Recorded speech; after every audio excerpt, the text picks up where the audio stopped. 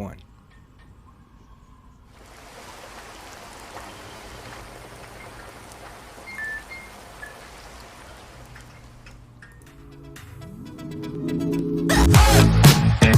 Woo! Yes! I love it! Hello everyone, and welcome to the newest Science or Satire episode with that amazing intro that was created by me, of course, 100%. Lies! No, I'm just kidding, guys. No, seriously, Fight the Flat Earth created that intro, and man, that's fucking amazing, man. It gets me fucking hype. Let's fucking go. Oh, so today we have a great fucking show for you guys.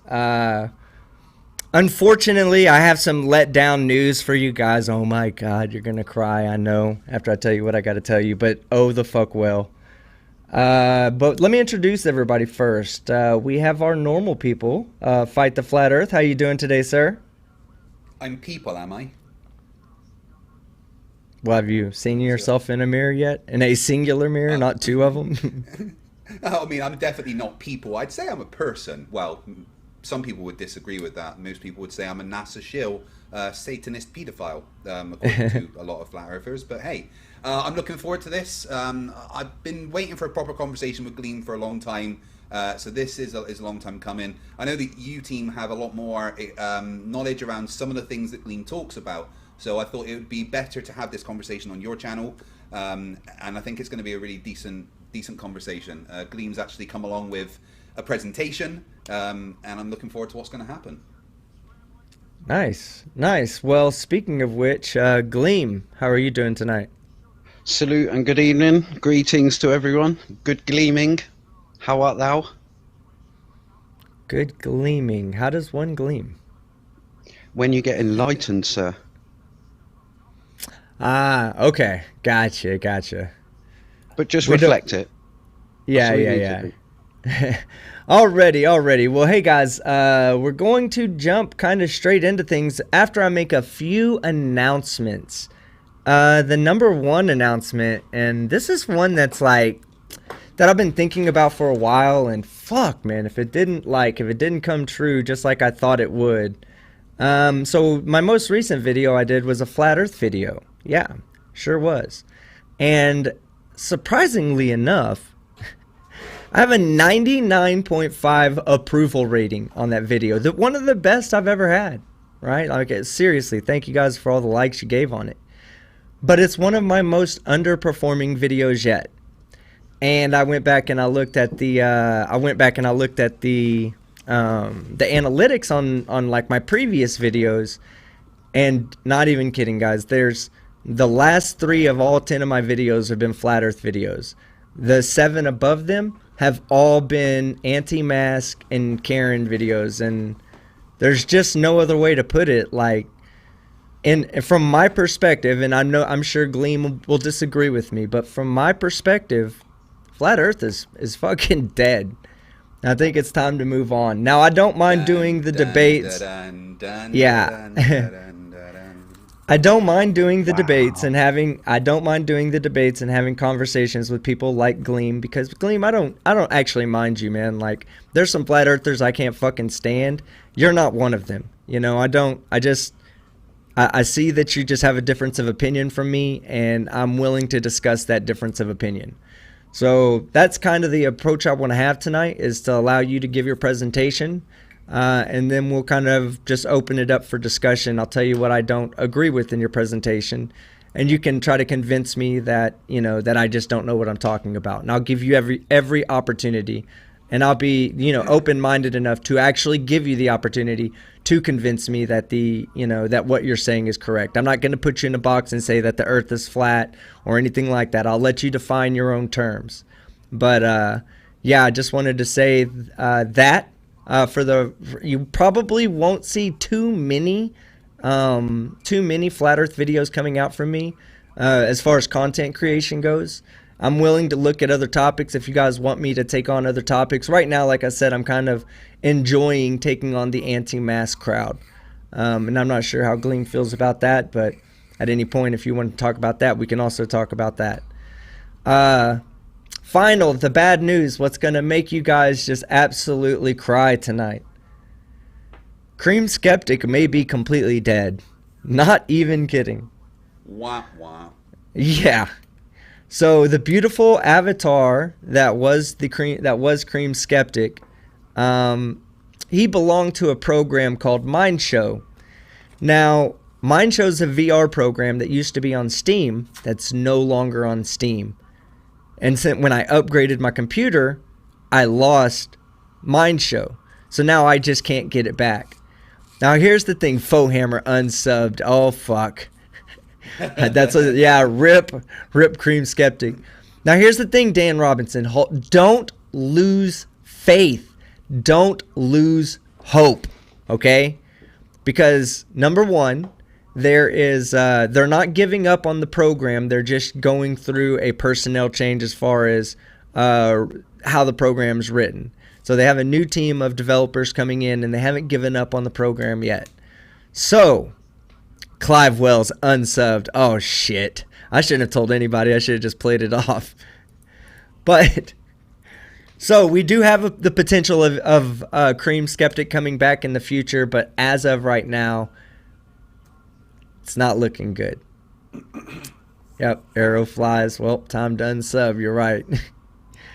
Now, and then the other part of the bad news is that because I thought I was going to be doing my VR today, and I went and had, spent some time with my family today, I left my camera over there with my mom. And now I don't have my camera because I thought I was going to be in VR, and I'm not going to be in VR. Oh, so there is some good news. We don't have to look at the face. That's the second part of the unfortunate news. Now it's time. Unfortunate bit? Yeah, of course. No more Twink Skeptic. He's gone. But he will forever live as a meme or as an emoji, guys. SOS. No, look at this. I've got emojis of him right here. As soon as it works on my computer. All right, and then if you'll just get Gleem's thing ready to go, so that way he can start going. As soon as you see Cream Skeptics in the chat, you can do it. Or hey, Gleem, I'm gonna turn it over to you. You let Fight the Flat Earth know when you're ready, and let's get this show on the road. Cool, sure. I'm going to try and keep this short and sweet, although I do have a tendency to babble. Those that don't know me, I'm not exactly a flat earther at all. But either way, I've been in the debate since 2016. I'm not qualified in any sciences. Whatever I say from here on, check it out and don't trust me at all. However, I do have a bone to pick, but either way, I'm a data analyst, SQL programmer and app designer by day, and musician and singer by night.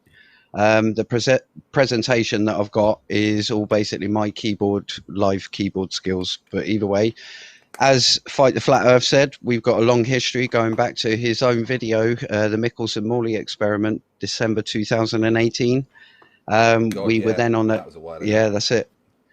We were then on a debate with on non sequitur with Schrödinger's cat, and then we had a debate in replacement. I was a body double for Joey Rocha when he run away from right. you Simon Dan.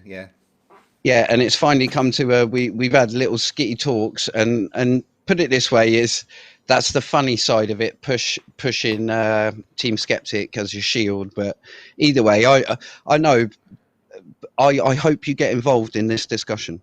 Put it that way. I hope it's 2 versus 1, and I don't see that as any sort of like bad thing. But you know me, we're not going to have a dumpster fire here. I'm sure we're going to have a laugh.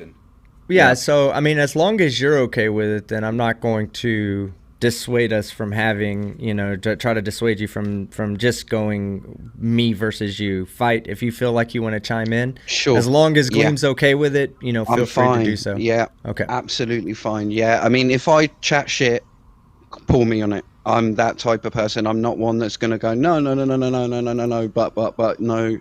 But anyway, to finish it off before the presentation, I'd like to say Science or Satire is the perfect channel to do it on. I thought we was going to do it on your channel, Craig, but I'm glad you've done it here, because what I'm going to present tonight is what I believe is science, and what I believe that you've been slating as satire Can you turn that game off anyway, Team Skeptic? It's not important at the moment. You're just about to get ruined.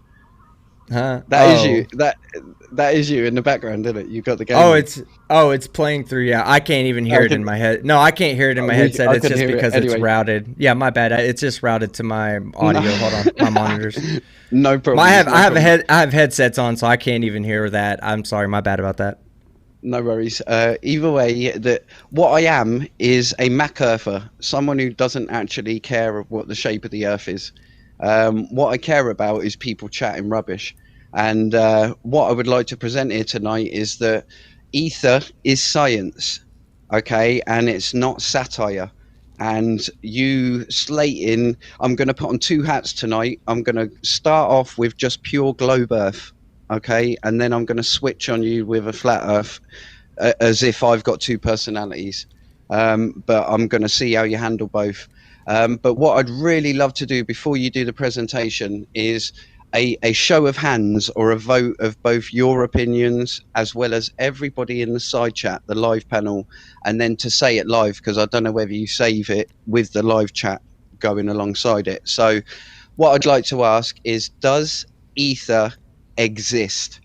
And I'd like you to both answer in a one-word answer, yes or no, or whatever you feel. And I'd like people in the live chat to say yes or no. Big fan. No, it doesn't. Okay, and I'm looking in the side chat and I'm seeing a 99% no. I think I saw one yes out of thousands of no's, basically, or hundreds of no's. How many we got people watching? 320 odd. Okay, yeah, no, that's good. That's good. So let's just pretend that we got 100. Oh, there's another yes. But either way, let's just pretend we got 100 versus 1. Yeah. So that seems a good ratio in my eyes. And you both said no. Okay, now I'd like you to play the video. Please don't get offended, Craig, by what I've done here. But either way, it's going to be a fun. But I've been transvestigated no less than 17 times. I don't get offended by flat earthers. This is nothing to do with anything to do with any sexuality either. This is more to do with only English people will probably get the joke, and Craig, you'll get it more than the Americans, because this character is known for a stumbler and a yeah but no but, and you'll understand when you play it. But either way, Vicky Pollard, isn't it? Yeah, it is. Yeah, it's exactly that. Can you? Yeah. What I will say is there is two false endings. If you would like to just keep it playing until it actually stops, I do have a plot twist. So okay, I'm going to hand it over to you then, and then let's say I've had 10 minutes for my start. If you want to either present something completely that you have in mind already, present as a presentation, Team Skeptic, or you can directly counter what I'm just about to present here right now. And as I say, I don't need any more words. All I need is my fingertips playing this music, because I'm wicked. And if it turns out, I will say, if it turns out that one person out of 100 was correct and ether does exist, I would love it if you could pay me 50p to £1 into my PayPal. That would be brilliant, for just teaching you a lesson. So if ether does exist, we need to give you £1. Don't need to, no, but it'd be nice. It'd be nice to say, yeah, I learned something new today. Here, Gleem, have a quid for that, you tramp, on the side of the road. Okay. But what would be even nicer is if you transferred me that 750 that was all Ranty's money, whatever that was. But anyway, no, let's get to the video. Cheers for that, Ranty. Right, yeah, here we go, guys. This is Gleem. I'm just going to play the new Science for Satire intro once more, and then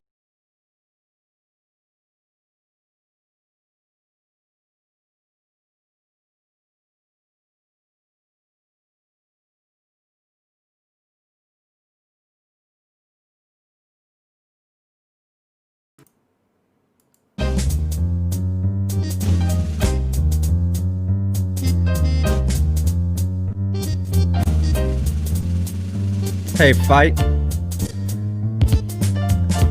I don't know why, but it keeps pausing. Yeah, it keeps pausing coming from your end. Even when you were playing the intro video, it was pausing coming from your end. Like it was stuck on one frame for a second. But go ahead, try it again, see if it slows down. Turn down your output to me. If you may need to turn down your output to me to medium.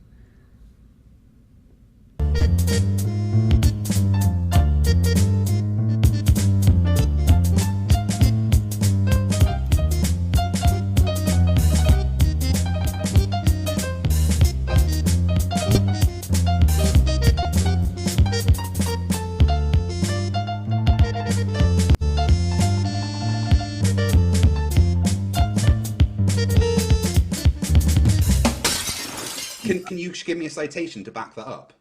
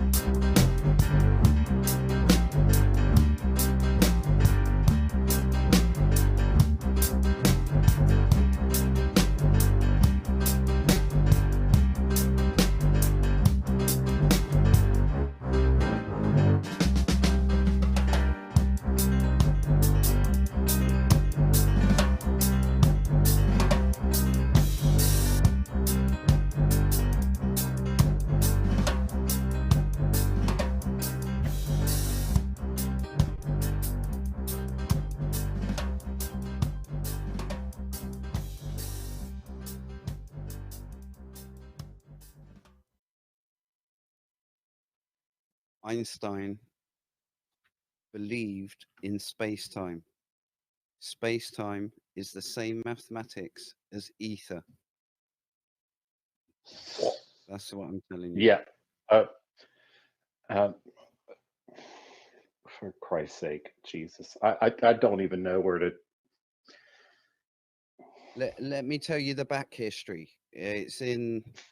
Please, it'll be very entertaining. If you go to Ether 1, which is slide number 9. GE, thanks. Thank you. Thank you. That road trip was worth it.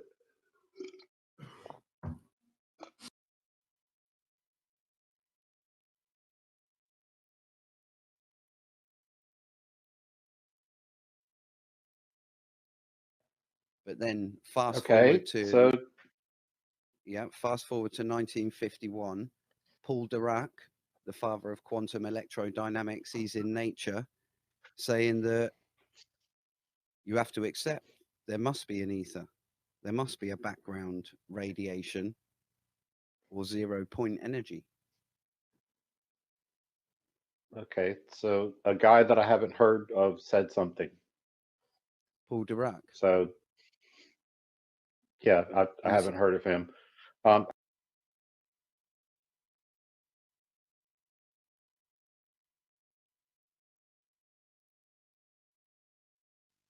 Okay, that's done. So I hope you got it. You don't need to counter all those other citations. Those were just so that we can go through if you want to. But it was just those 3 to start with, really. Okay, so the easiest one's going to be the Paul Dirac statement, because you're using that out of context. What Paul Dirac was saying is he was defending the theory of the ether. He wasn't saying that we should, that he believed it was right. He just felt like it was unfairly or prematurely dismissed by science. Now, just because it was prematurely dismissed by science doesn't mean that it's right. Okay. Hold on one second. Sorry. It doesn't mean it's right. Now, I believe Paul Dirac said that sometime in the 1950s. Since then, we've continuously done more and more Michelson-Morley experiments, and I'll just read a few of the dates after 1950. Louis Essen did one. 2 seconds. Satterholm. 2 seconds. No, if I can just stop you there, I don't think you've grasped it there. Then, I mean, number one, Louis Essen measured the speed of light accurately, but he was completely anti-Einstein. I don't know whether you know him at all. I'm just citing the other experiments since Dirac that have been done for the ether.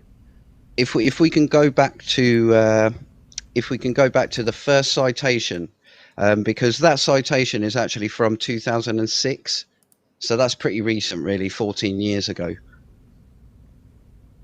Now, there's two things you've got to understand, and when I said at the beginning, the very beginning, yes, ether does exist in forms of, or when we're talking mass, you can use Lorentz or neo-Lorentzian relativity, which is the same mathematics as space-time, okay, for mass, for the warping of space-time, basically. But when we're talking light, as in SR, there is this background medium which Dirac himself put together a theory but died before he could complete it, and it was called the Dirac sea.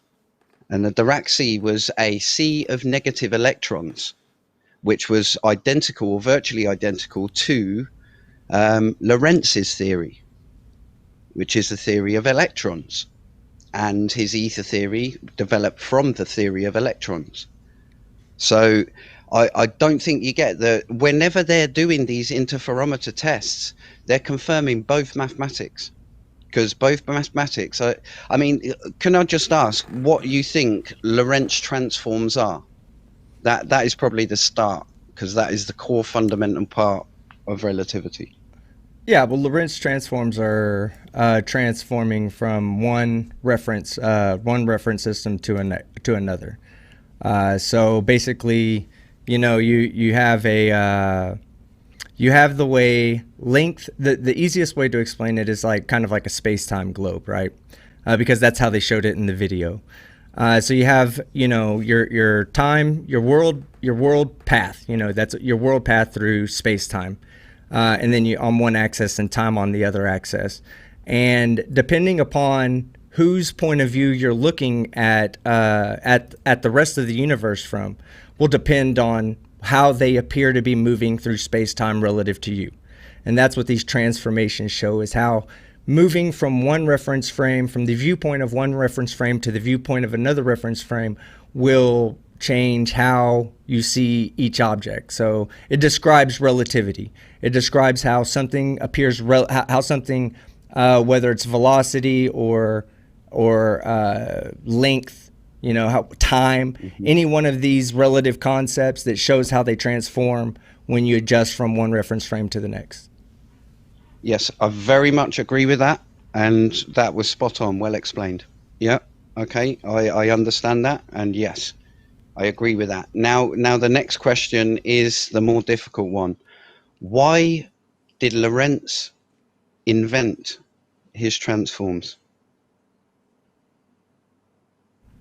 This is one thing that a lot of people do not know.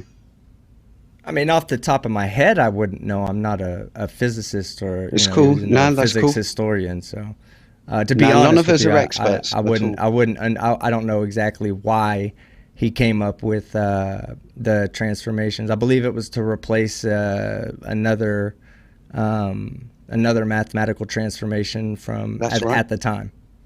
Yep. No, that is right. Wasn't it That is the right. As replacement of Maxwell's equations? No. What Maxwell did is he figured out the equations for electromagnetism. Now, How it then split off is Heaviside then figured out the component of the magnetic side, and Lorentz figured out the electric side. But without wandering off, going back to Lorentz's transforms. Now, it may shock you to know, and this may be something else that you may learn, and it may be something that you'll have to go away and just double check that I'm not bullshitting you. Yeah, but Lorentz transforms were created because he wanted to keep the ether, his Lorentz ether theory, alive in the threat of it getting deleted from the Michelson-Morley experiment. Okay, so just to reiterate, you can actually go to, I can't remember, if you go to, it's probably about 4 or 5 slides from here, Craig. It goes through the history. I've told the history here. And this is as I understand it, or as I've researched it. Next one along, it would be the very next slide. There, brief history. So as I understand it, and if I'm talking crap and you can cite me, then seriously jump in. But ancient Greek ether was the upper air, this other element, this other thing. But either way, we'll skip right to Newton. Newton had his luminiferous ether, which was absolute framed. We all know the story, I'm sure.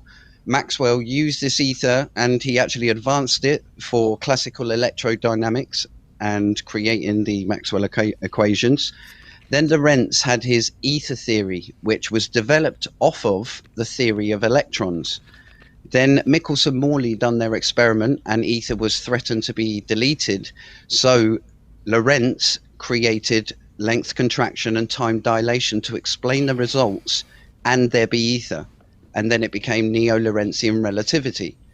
Einstein worked closely with Lorentz, took those same mathematics and created a new ether where he just basically said, okay, Lorentz, I'll take your maths of ether, delete the ether medium within it, but just use the same geometrical framework. So that's not really how that worked. Okay. So how that worked was that through Maxwell's equations, there was an understanding that light was not a physical object. What it was is it's a moving electro and magnetic wave, and that's why they call it an electromagnetic wave in the electromagnetic field. Okay, it's actually got 2 components to it. It's both electric and magnetic.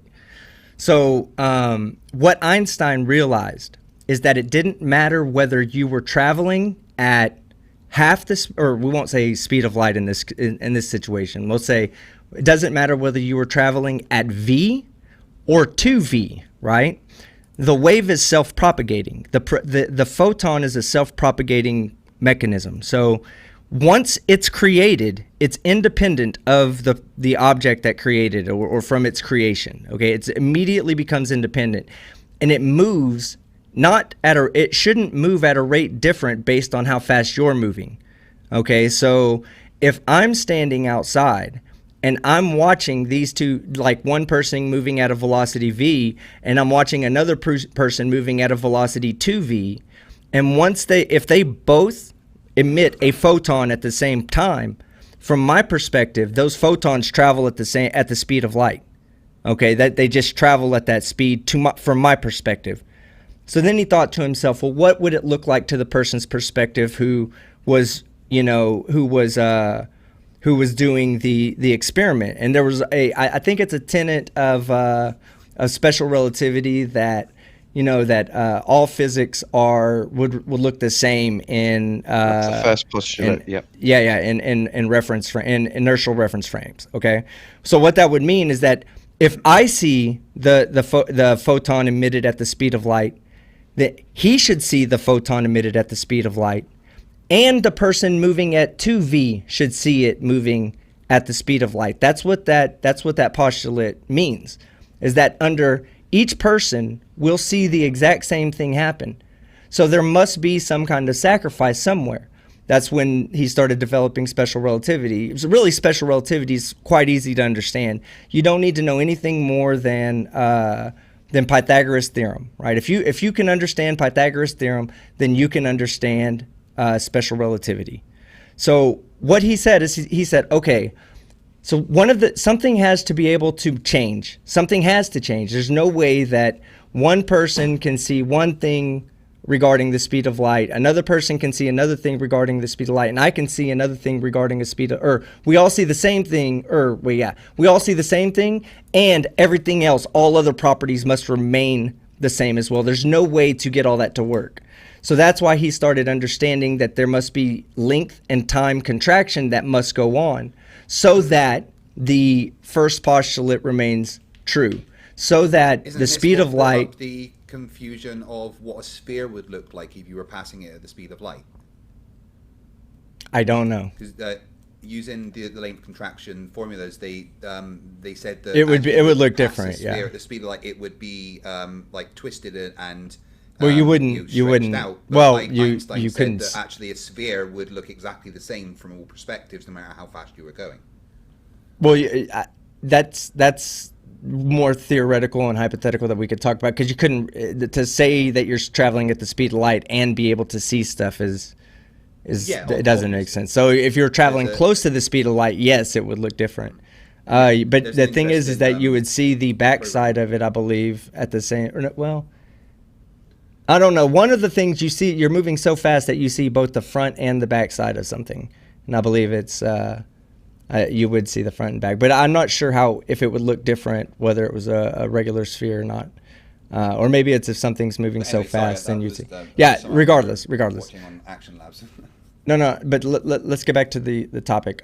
So that's why special relativity was developed, not for any other reason whatsoever, other than the understanding that because electromagnetic waves are self-propagating, then they would all be moving independent of an observer. So if an observer shines a flashlight moving forward, to that observer, he would see the light moving at the speed of light. To someone moving slower than him, he would see that light moving at the speed of light. To someone standing still at rest to both observers, he would see both of their lights moving at the speed of light. The only difference they would see is the shifting of the light. So, what one person would see it more as a red shift, one person would see it more as a blue shift, because of the transfer of energy, because the speed of light has to remain constant. So something else has to change, and that's why one person would see it as a red shift, whereas the person that is in the reference frame would see it normal, and the person on the other side would see it as a blue shift. Yeah. Okay, if I could respond, I mean, first to you, Team Skeptic, I don't get where I was wrong there. You did go off on one which I don't know whether who's got control of the screen. Is it you, Craig? Yeah, If Craig you does could- tonight because he has the backgrounds. Yeah, if you could just literally Put pull that up back the history of Lorentz transforms and just go to Wiki, standard Wiki, and then I want you to just put Michelson in there for the Michelson-Morley experiment. And Well, you want me to I mean, go to the Michelson-Morley experiment? well, no, sorry. In the history, it's an actual web page of history of Lorentz transformation. Right. Yeah, there we go. Yeah, so You now want me in to here, Control F for search Michelson-Morley. Michelson. Yeah, there we go. It's not. There we go. There it is. It's exactly there. Yeah. So, in order to explain, if you can read it there, it says in order to explain the null result. So I don't know where I got anything wrong there, because that was my point. It was the Lorentz transforms were created by Lorentz to rescue his ether theory. But I fully understand where you went with that, because you were saying, no, wait there. The Lorentz the transformations were used by Einstein. And yes, that's right. That's correct. But I'm saying Lorentz created them, and I don't know whether you're aware, but that second postulate of relativity, which is the speed of light must be absolute or limited, is Lorentz's is the result of Lorentz's equations, and also obviously No. Maxwell. Okay. Well, yeah. So he didn't say that as a result of the transformations. He said that because he understood that once a photon, once an electromagnetic wave is emitted, it doesn't require your energy or any. It could be something completely at rest. Yeah, I for agree. instance, let's say. I agree with all but, of that. But so that's all that's where that comes from. It doesn't come from the transformations. The transformations explain what we actually see. It's not like there's zero basis in the transformations. Maybe the transformation, and I don't completely know the history of the Lorentz transformation, so I don't want to assume too much, but what I do understand is that there was an application for the transformations that Einstein ended up using the applications to help better explain special relativity, and it also is mathematically consistent with observation and experimentation. Yeah, I mean, from my point of view, Lorentz transforms is special relativity. It is what Einstein used. He basically got that mathematics and put it into Minkowski spacetime. But it's not about space. well, okay, so it's not And about that created his spacetime. But he didn't develop special relativity from the transformations. He developed special relativity from the understanding that electromagnetic waves are self-propagating waves. They don't need a medium to travel through. They don't need an initial velocity, for instance. You know what I mean? Like if you, let's say you had a particle at rest. I know it's impossible to get something completely at rest, but if you had a particle at rest that had an electron in an excited state, and it dropped down to its ground state, it emits a photon, and that photon, regardless of the position or velocity of the molecule, that photon then just begin traveling, and it's self-propagating. So the electric part of the wave helps propagate the magnetic part of the wave, which helps propagate the electric part. At that point it's just self-propagating, and it self-propagates at the speed of light. Now, what Einstein realizes that how would your frame of reference change from my frame of reference if you're moving at twice the speed as I am, and we both shine a flashlight? Okay, with the understanding that light, it leaves the flashlight to the observer at the speed of light. Okay, so it becomes a self-propagating wave at that. So if you don't know whether you're standing still or moving at a constant velocity. Okay, so if you're moving at a constant velocity, the light still appears to go at the speed of c. If you're standing still, the light appears to go at the speed of c. You'll agree with that part, right? At least that. You and I can agree with that, right? To an extent, I will for this. Yes, definitely, 100% for this. But what I'm trying to get, I think we're really sidestepping the core point, which is that space-time and Lorentz or neo-Lorentzian relativity, which is the Lorentz transforms, are identical mathematics. They are identical complete in every way. No matter what mathematics you've done on space-time, it would work out the perfectly identical way using neo-Lorentzian relativity and assuming that there is an ether.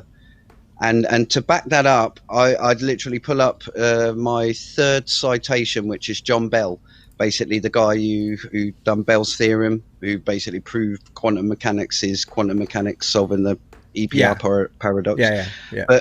But he's basically saying here that the approach of Einstein differs from that of Lorentz in two major ways. There is a difference of philosophy and a difference of style. The difference of philosophy is this: since it is experimentally impossible to say which of two uniformly moving systems is really at rest, Einstein declares the notions really resting and really moving as meaningless. For him, only relative motion of two or more uniformly moving objects is real. Lorentz, on the other hand, preferred the view that there is indeed a state of real rest defined by the ether, even though the laws of physics conspire to prevent us identifying it experimentally. The facts of physics do not oblige us to accept one philosophy rather than the other. And John Bell was a keen promoter of the neo-Lorentzian theory. And, so Einstein did address this, though. Einstein said that if ether exists, it exists as a rest frame, which then makes it null and void to any kind of electromagnetic or physics involved. It would become a null object, basically, something that even if it did exist, it wouldn't matter. What we say as the vacuum of space, if that was the rest frame, if the ether was the rest frame, then you would simply it would cancel out. Like Well, let me go back and make sure that's what Einstein said, because maybe Einstein said this right here. I'm sorry, I did get this wrong. I'm sorry. I'm going off of my history here. Okay, I'm not trying to prove anything mathematically or scientifically here. I'm going off of history. I believe Einstein said that if the ether did exist, that special relativity would be null and void. I believe that is what he said to be true. Now we know special relativity, that whether it's the ether or there is no ether, we must take Einstein's calculations of special relativity into effect. This is no more evident than on our GPS systems, which uses both special and general relativity. Because obviously to a clock sitting here on Earth, like if you were in your car and you were at station using GPS, you're at, to you're at a relatively motionless position. So the satellite above head is obviously moving at a faster rate than you. So you would need some sort of special relativity involved in that to account for the time dilation that occurs. Then you turn around and you say, but you're also outside of the gravitational well, and you're also going to need another form of time dilation to account for the fact that you're outside of the gravitational well. So when we apply both of these, which are both theories that basically come from the same. It started with special relativity. It basically started there. But once we apply both of these concepts to the GPS satellites, GPS works perfectly. It's almost as if Einstein's predictions matches our experimentation or observations of reality 100 years later. And then there's a couple of tenets to that. We also have the Pound-Rebka experiment, which shows that, or which validates general relativity. I know it's moving. Rebecca did that. I know it's jumping a little bit from special to general relativity, but as we talk about relativity, we're all talking pretty much fairly about the same thing.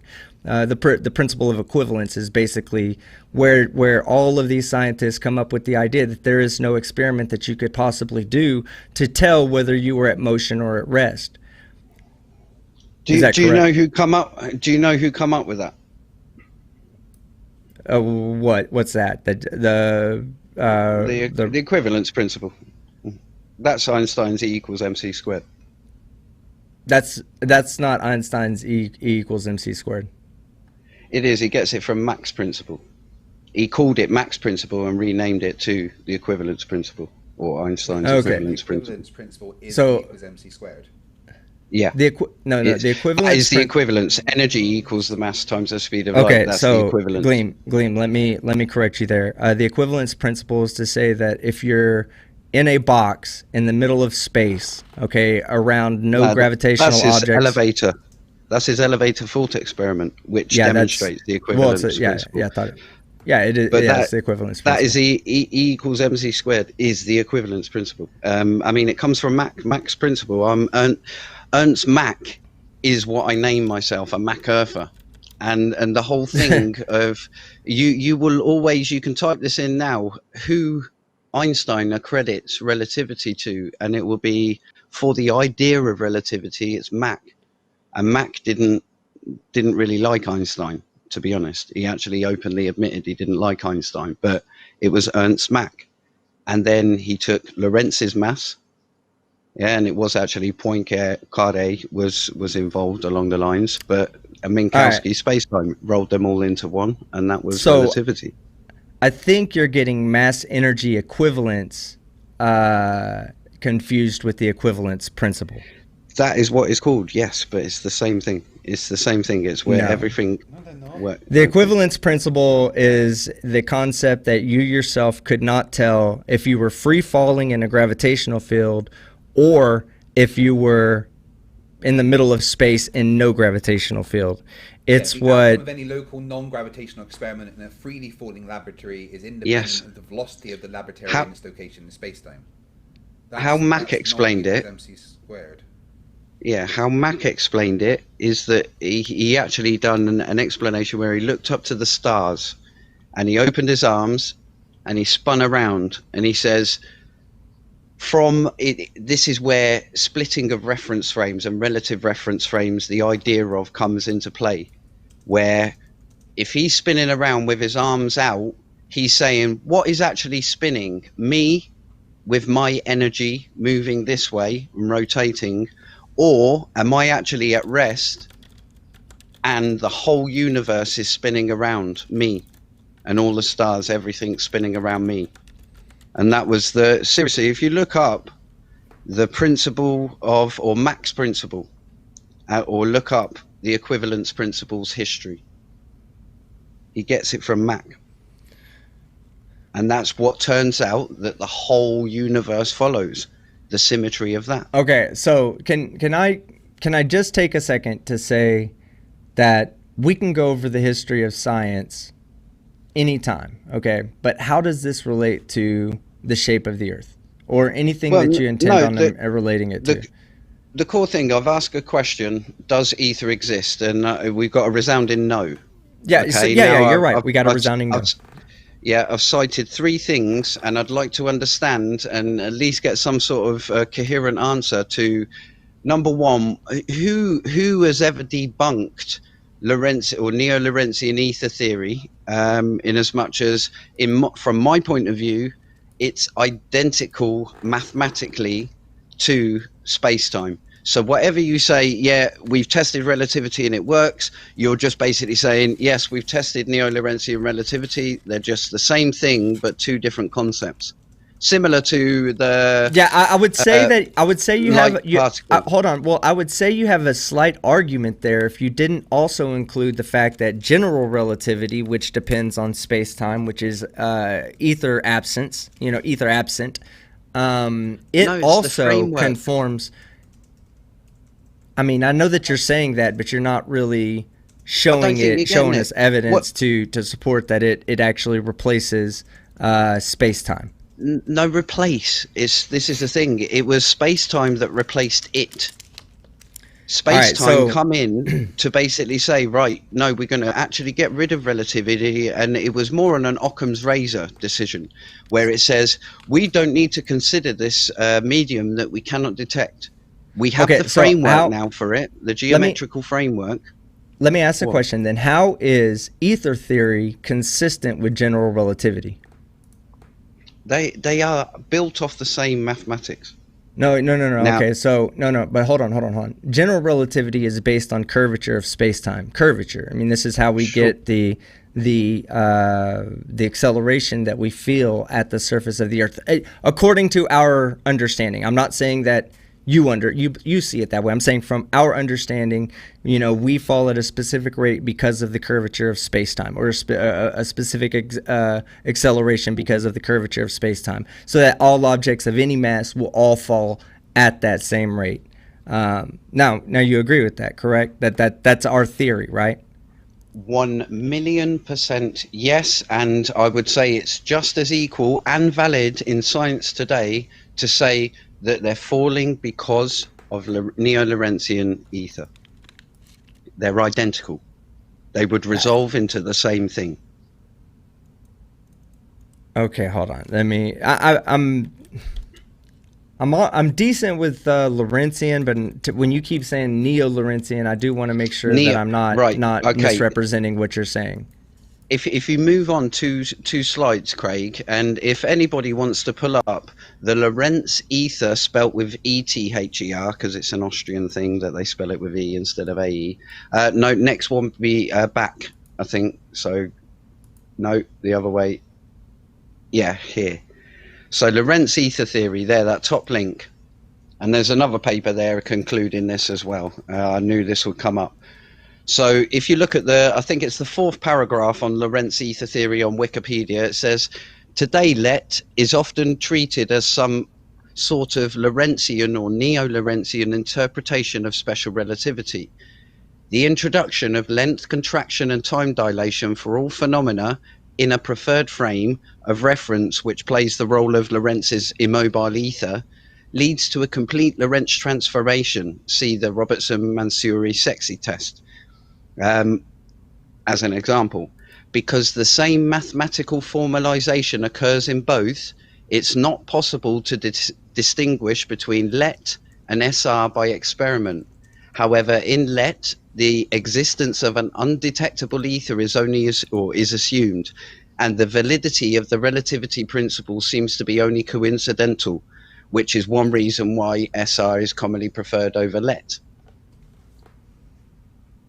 So the whole theory of length contraction and time dilation, no matter if you use it in GR or SR, it's going to resolve to the same numbers. It's just a different concept. It's similar to the particle wave duality. It's a different concept where you would normally get the same numbers. In extreme cases, you don't in that, but either way, normally you would get the same numbers and resolve to it because it's the same maths. That's. I mean, I'm what seeing. I can't get through. Okay, so everything I'm seeing here, and I'm trying to do some, on the spot research here. So correct me if I'm wrong, Sure. but everything I'm seeing says that it's a modern interpretation of special relativity. Lorentz ether theory is a modern term to describe neo-Lorentzian relativity, which is what you're saying, right? You're saying that you're referencing neo-Lorentzian relativity, which is what today people would call Lorentz ether theory. And then but it doesn't say anything about general relativity. It just talks all about special relativity. GR comes off of SR, and No, it's I due to the understand- length I understand contraction that and time there's- dilation because there's mass involved. That's what you're saying. It warps space-time. That's exactly what it does, and that's what the length contraction time dilation gives you. But where is it showing that it's consistent with general relativity, with the equations of general relativity? So here, okay, Gleem, hear me out real quick, all right? If Einstein came up with special relativity and general relativity, right? And special relativity was mathematically consistent, but general relativity was not, would we accept general relativity? They are both identical. That's all I can really say. No, but I I'm don't saying, know how many if the math You was would inconsistent, you would not accept general relativity, right? If the math was inconsistent, I'm not seeing anything where it says that the math is consistent with general relativity. I'm trying to find something where it talks about the two. Right, so you're very clear and you very understand the difference between general relativity is about curves and gravity, basically, and special relativity is about straight lines at speed of light, Yes. high speeds. Yes. Yes. So, Yes. so the two form, or the special came first, then it was general. Yeah. Right, He had to yeah. figure out the actual maths of the bending and warping of space-time, and that came with the Minkowski bit, with adding it into Minkowski space-time, and the maths came second nature. But it's to do with the mass. So now you're in. SR is about speed of light, obviously, and that is not a generalization, but that is the specifics of how anything happens, as in the whole of causality. Anything. You obviously understand the speed of gravity is the speed of light, the speed of radio waves, everything is all at the speed of light. 100%. Yeah, it all 100%. happens at the speed of light. Yeah. So general relativity comes off of that because it's a generalization of the same thing, of the same maths, of the same Lorentz time dilation. When you're using mass, you're still using time dilation and length contraction. And that is what is creating this bend in the medium. And the medium is just all Einstein did is basically just delete on the medium.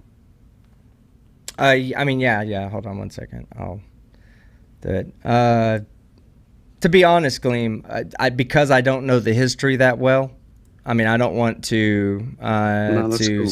send other people, bring other people on or anything like that. But there's probably people that are more qualified to talk about this history that you're trying to speak about than me. Sure. So if you don't, as long as you're Tony okay, I'm fine yeah, with Tony. that. I think it's a absolutely fine. decent conversation, but at least Tony would be a little bit more well informed than I am on the history of the physics, so he can speak to you a little bit better than I can about that. But I'm Sure. still looking for anywhere where it says that. And in fact, I'm seeing right here. How do I interpret general relativity? And it says. I haven't heard this before, so I asked what caused him to believe this. He says that because you interpret special relativity in neo-Lorentzian fashion, that this interpretation does not allow a pathway to general relativity, and thus no theory of gravitation. And that was in a... Lorentz's theory of gravitation was his ether. That's the thing. his medium of electrons, which was again picked up by Dirac. Okay, all right. So you did touch on this a little bit in one of your slides. We'll get to this while we bring PhD Tony in. We'll talk about this for a second. Now, in the slide, you said that that space-time in the vacuum can't ever be attained. It's always just a theoretical vacuum because we always have some kind of energy within that vacuum. And now you're talking about, from what I can understand, that there's a special particle, a special type of electron that you're associating with Paul Dirac's discovery that would be the C. Yeah. So it's Dirac C, right? Is that what you're trying to No, it's a explain? positron. Antimatter. Okay, the positron. Okay. He discovered antimatter, basically. So one thing that we know... It was Carl Anderson correction. Well, one thing that we do have evidence for is that the virtual particles that your slides seem to reject do in fact exist. And this is through the Casimir effect. Now, the reason why I would say it's inconsistent with what you put forward is because all electrons and positrons are the same size and shape. Okay, they're the same. So their de Broglie wavelength is the exact same.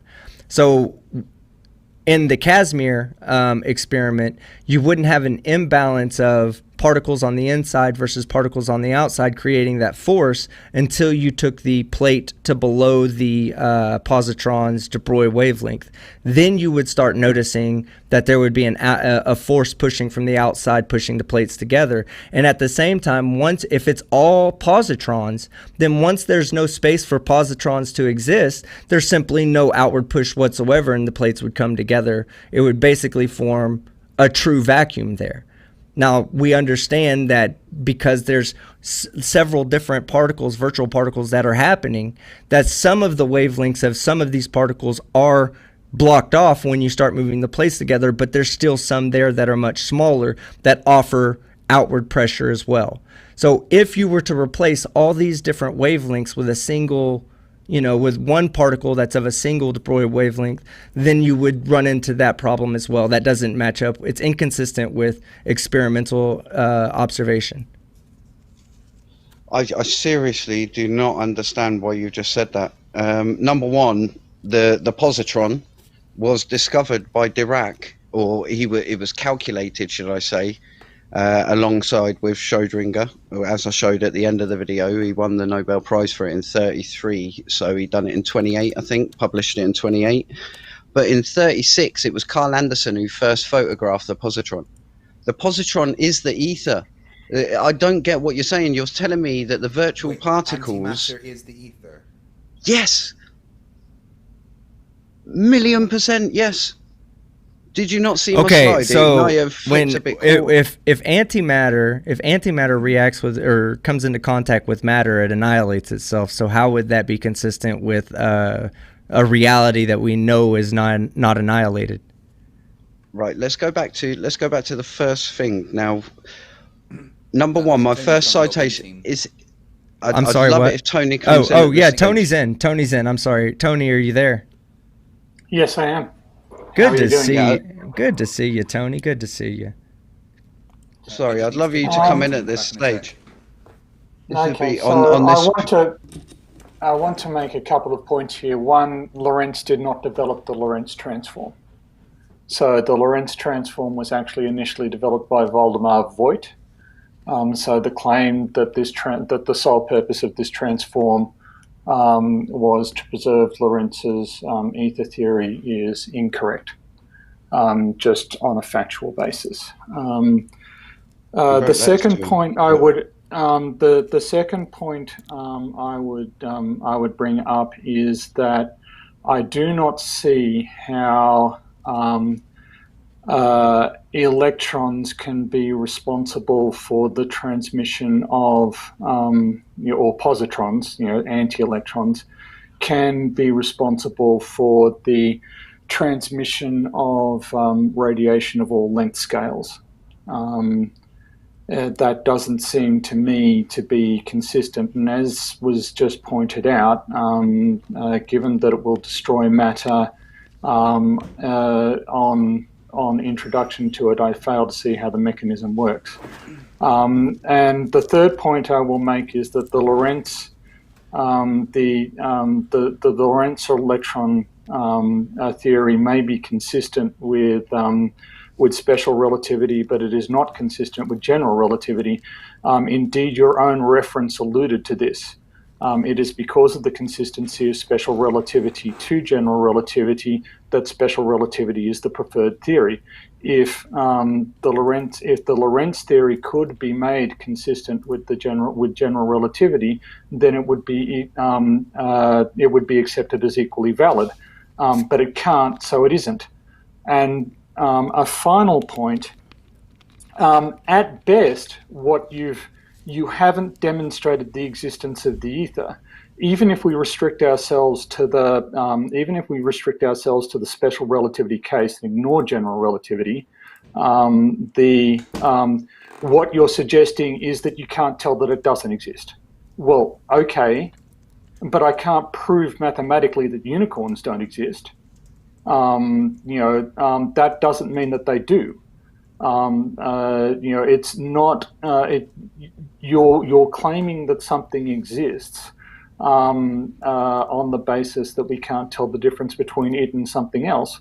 If I say, well, all unicorns look like Shetland ponies, that doesn't mean that unicorns exist. I'm just making stuff up at that point. And to be honest with you, Gleem, a lot of what you're saying just seems like it's confused. I don't necessarily think that you really understand. You seem to be lured into exotic scientific theories and alternative viewpoints on things without really having a strong technical understanding of what you are discussing. But there you go. Now, I'd like to expand upon that point a little bit, and that's why. Well, Gleem, give me 1 second, and I'll let you go through and address every one of his points that he just made. But that's one of the things I was saying is that, that special relativity and general relativity are consistent, like they're mathematically consistent. So if you say, well, it's not really four-dimensional space-time, what it is it's the ether, right? And I say, okay, so I'm going to make this prediction. You say, well, I make this prediction, and I get the same results. I get the same result every time, in fact. No matter what I do, you get the same results as me. Now, I can also expand upon the theory to include general relativity as well, right? So that both of my theories are consistent. Now, you don't have a way to show that your theory is consistent with that as well, and that it has something that general relativity or special relativity doesn't already explain perfectly. So there's no reason to replace general or special relativity with the ether until you can show that there's something special about the ether that gives us a more predictive power. I'd like to also bring up one point that's slightly unrelated. I'm going to forget everything. How about you just listen to what I've listened to this, because it's absolutely not theoretical. No, because you've made 5 points which I believe is wrong, and I'm going to forget them. How about you shut up for a second and let me talk? Well, that's very unprofessional. Yes, I'm not working when I'm talking with you. Well, can you stop panicking? Professor Phil Bell is in the chat, and he might be, and so is Clive Wells, who's a mathematical physicist from Cambridge, and they might, if either of them are available, they might be able to better explain to you where you are in error. Sure, bring them all. Now, can I try and respond, because I've seriously forgot go ahead, that stuff. That's unfair. That's unfair. Number one, Lorentz, you can look this up. Lorentz actually wrote letters to Einstein saying, thank you for keeping my ether theory alive. Either way, I'm not going to even go into it, because there's 5 different things there, and then all I can remember is the last one now, I think, which was you were saying that there's no... it's basically muddled up with exactly what Team Skeptic is saying. There's no replacement for general relativity. There's no additional thing. And this is what I've been talking about. I don't know whether you get this, but the whole thing that Paul Dirac found advanced the whole atomic theory, because he found that there were these things called antiparticles. Okay, antimatter. Antimatter, in his belief, was this Dirac sea. It was actual vortexes in this Dirac sea. Okay, and these particles popping in and out of existence meant that there was a net, a 0 point energy, which you can even go to the 0 point energy on Wiki, and it says Well, anyway, this is a kind of reintroduction of the ether in physics. Okay, now, due to the Heisenberg uncertainty principle, there is a minimum energy state that everything can have. And that's why you can't reach a perfect vacuum or absolute zero. Oh, God, he's ping-a-linging. Yeah, so now these antiparticles, okay, developed quantum field theory or quantum mechanics because Dirac changed it. He formed quantum electrodynamics. He'd proven that, or Carl Anderson had proven that by photographing the positron, positive electron. And then Can you not say photograph? Okay, either way, it's the simpleton in me. Can you not be pedantic? Everyone understands if you go to the... Actually, I can't, and I will explain why. Because when people who actually know what they're talking about talk, they're very careful to make sure that all of the things they're talking about are robust and correct. You cannot photograph things on an electron scale. Please refrain from using that word. Use image instead. Okay. Either way, this was way back in the 30s. But anyway, let's move on, because you said that there is no better theory that's replaced it. And that, what I've just been talking about, is the foundation of quantum physics. And if anyone can just pull up the standard model of particle physics for CERN's official webpage. I think you're taking us on a tangent, though, Gleem. No, I'm not, because it clearly says in there, gravity is removed, meaning GR is removed. Where did Paul Dirac say that his sea of positrons is a replacement for general relativity? No, what he actually done is he made the Schrödinger equation relativistic. So it did not matter. He could explain quantum physics, basically, in relativity as the outcome. That was his magnificent... That sentence makes no sense.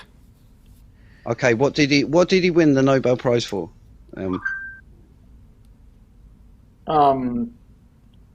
For his contributions to quantum physics. Do you want the details of what he did? Well, he done it with Schrödinger, and me explaining what he did isn't going to make the sentence that you just uttered grammatically correct or meaningful.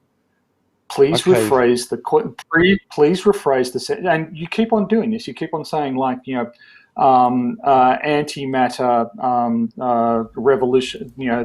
Antimatter modified quantum field theory. No, antimatter did not. The development of antimatter by you misunderstood what I said. I said that quantum field theory took over GR. SR is still valid down there, but GR is not. GR has been kicked out of the standard model.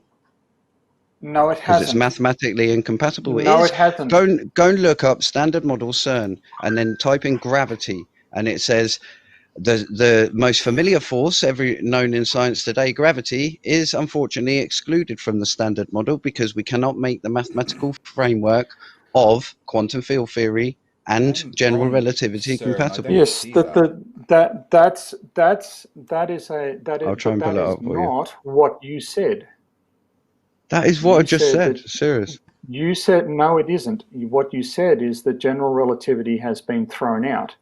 What they are saying is that in favor of QFT. No. What was the point of bringing me on? So you don't know what you're talking about. I'm trying to explain something to you, and here you are disagreeing with me. I'm going to read it. Okay, so yes, you're reading it and you're not interpreting it correctly. Okay, your interpretation, it does not say general relativity was thrown out by the standard model. What it says is that at this point in time, general relativity and the standard model cannot be reconciled, and therefore we do not consider the general relativity case in the standard model. That does not mean that general relativity is invalid. It means that one of these two theories, or perhaps both, needs to be modified in order for them to be reconciled. Yeah, that's what that you're statement saying means. Because there's no unified field theory, therefore there's no gravity. Well done, Craig, for mentioning the exact perfect thing that whole of science is looking for at the moment. Wow. Unified field theory. Yeah, but just Yes, because but there that- is Wow, that's hold on, that's just- the whole point you were trying to get to. Okay. So just because there is no unified field theory, it doesn't mean that general relativity or quantum theory are incorrect. It just means that at the moment, we don't know how to unify the two things. We know for a fact that all the equations around GR work, and they've been experimentally proven. And we also know that all the subatomic stuff around quantum theory has its own way of working, but we don't know how to make them work together. That doesn't mean that gravity isn't real. It just means that the standard model they talk about does not have a way of unifying quantum theory and, the world of Einstein.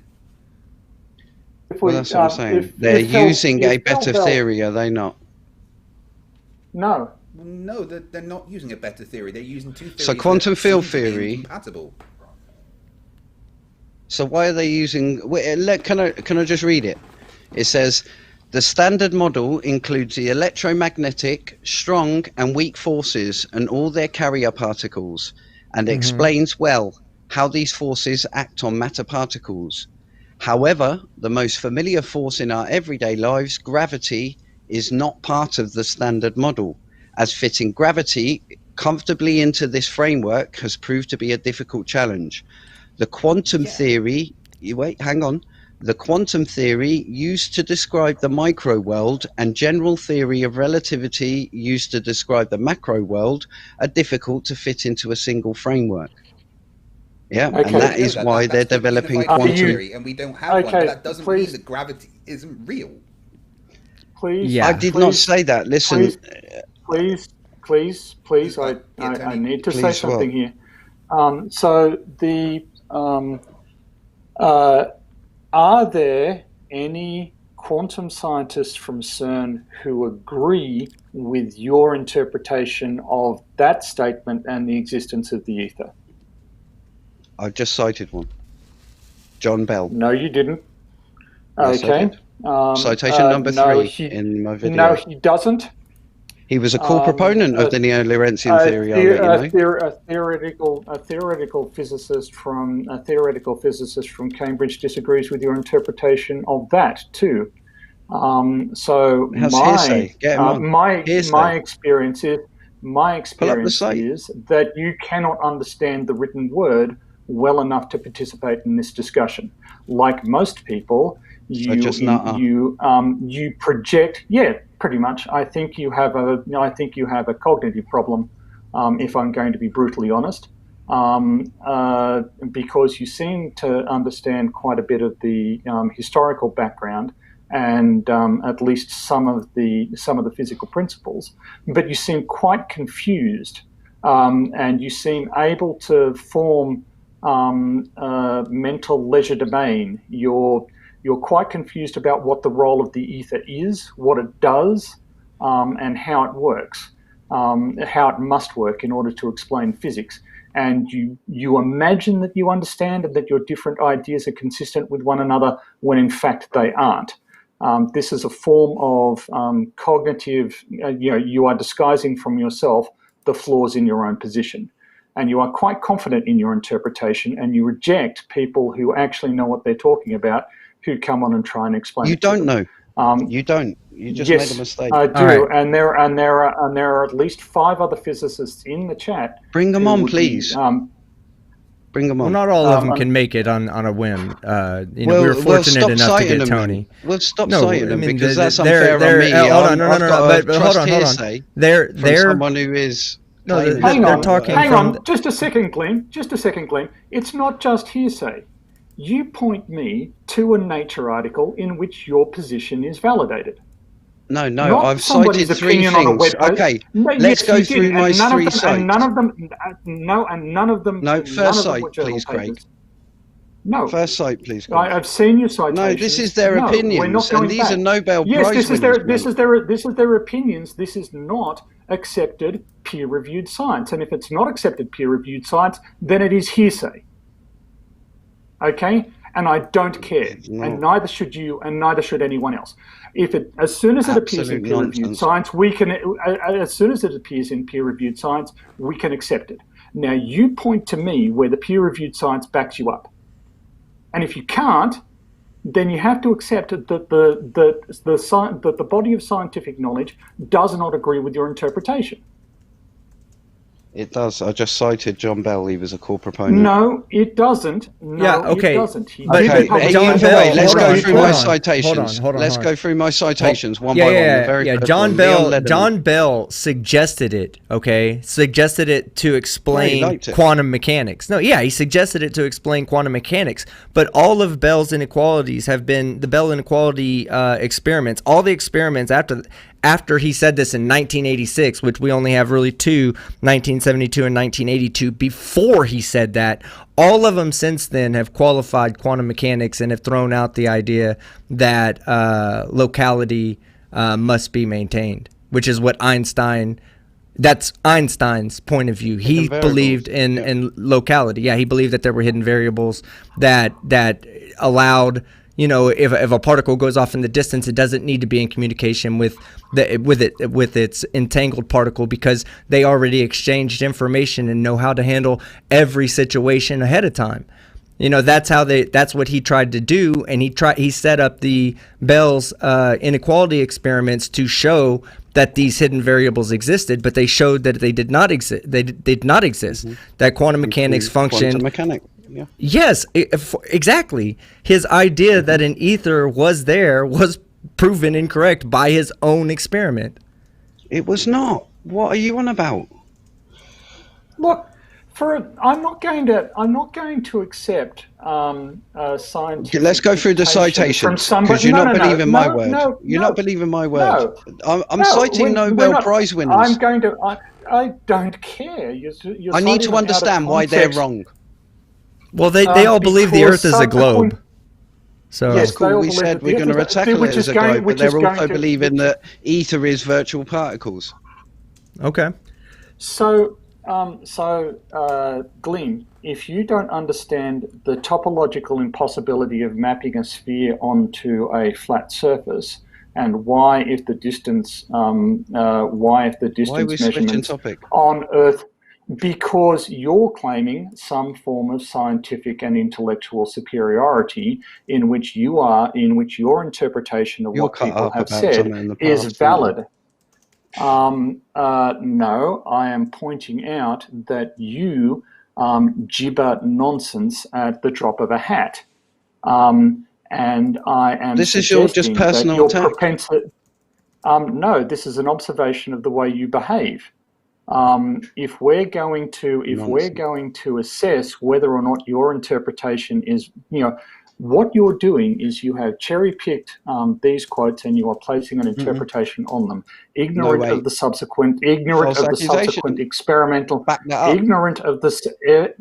It was just backed up with the chatting shit or someone in the side chat. Rubbish. Back it up now. Cite me someone who says ether does definitely not exist, because I can cite you papers which are in that document now that are 2020 where they're using Einstein ether theory. So cite me something, please. Just something from any scientist that says ether definitely doesn't exist. The Michelson-Morley experiment. Yeah. Incorrect. Fuck, I was muted. Yes, Michelson-Morley tested it. Yes. Incorrect. Let's load it up right now. No, Gleem, no, stop. No, let's load it up right now. No, stop, Gleem. You do not get to decide load the results the paper. of the Michelson-Morley experiment. The results no, you of the Michelson-Morley experiment. That is not the actual results. The results of the Michelson-Morley experiment where there was no ether. That is it. Rubbish. That was Nonsense. the result of the Michelson-Morley experiment. Pull it up. You do not get citation, to change please. what it was. Cite them, because I know different. I know the paper. Citation. I know the result paper. of the Michelson-Morley experiment was that the ether did not Gleem, shut up. The results Pull of the your Mixon paper Morley up. experiment were that the aether did not exist. nonsense. That was the Nonsense. results. I can test that. Not nonsense. Load it up, You please. don't get to change the results of something. Load up the original That is paper. it. I'm not changing it. It's in the paper. It Yes, you says are. we No, you are. detected There is no something, aether. but it wasn't the same. No.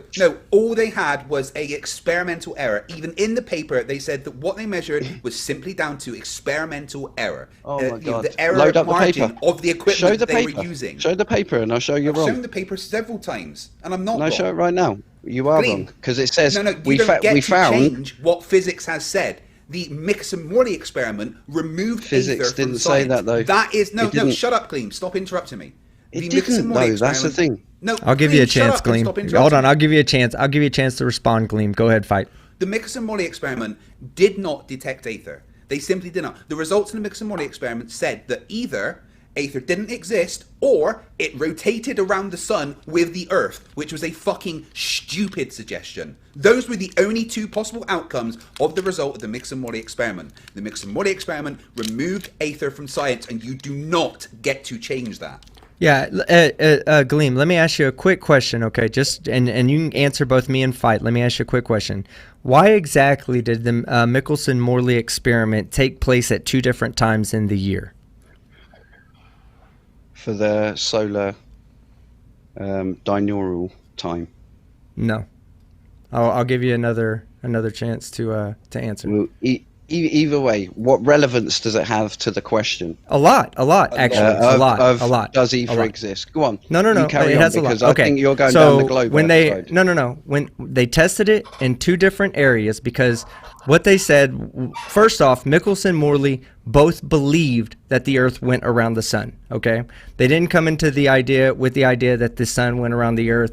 They knew that the Earth went around the sun. All right, so what they did is they decided to do the experiment at two different times of the year so that they would be in two different positions relative to the ether. Because in their idea, if the ether existed, it existed outside of the Earth. It existed regardless of the Earth. You know, if you remove the Earth, the ether would still be there. So the Earth was going through the ether, so you would get a different result at one point in the orbit. And then you would get another result at another point in the orbit, because if the ether is always flowing in a certain direction, you would be able to use these two different observations to know exactly which direction the ether was flowing in, because it should give you a difference in the speed of light, you know, going with or against. They didn't know, you know, if they did it in one direction, they wouldn't know whether they were going directly against it or if it was coming in at an angle to them, or whatever the case may be. In fact, they had a rotating table, I believe, as well, so that they could take different measurements 90 degrees to each other as well. It was that they were not stupid people. I'm not here to think that Michelson and Morley were dumb people. They had a good idea, one that ultimately is wrong, okay? But that, whether it gets proven in the future, the idea that they had of the ether was incorrect, okay?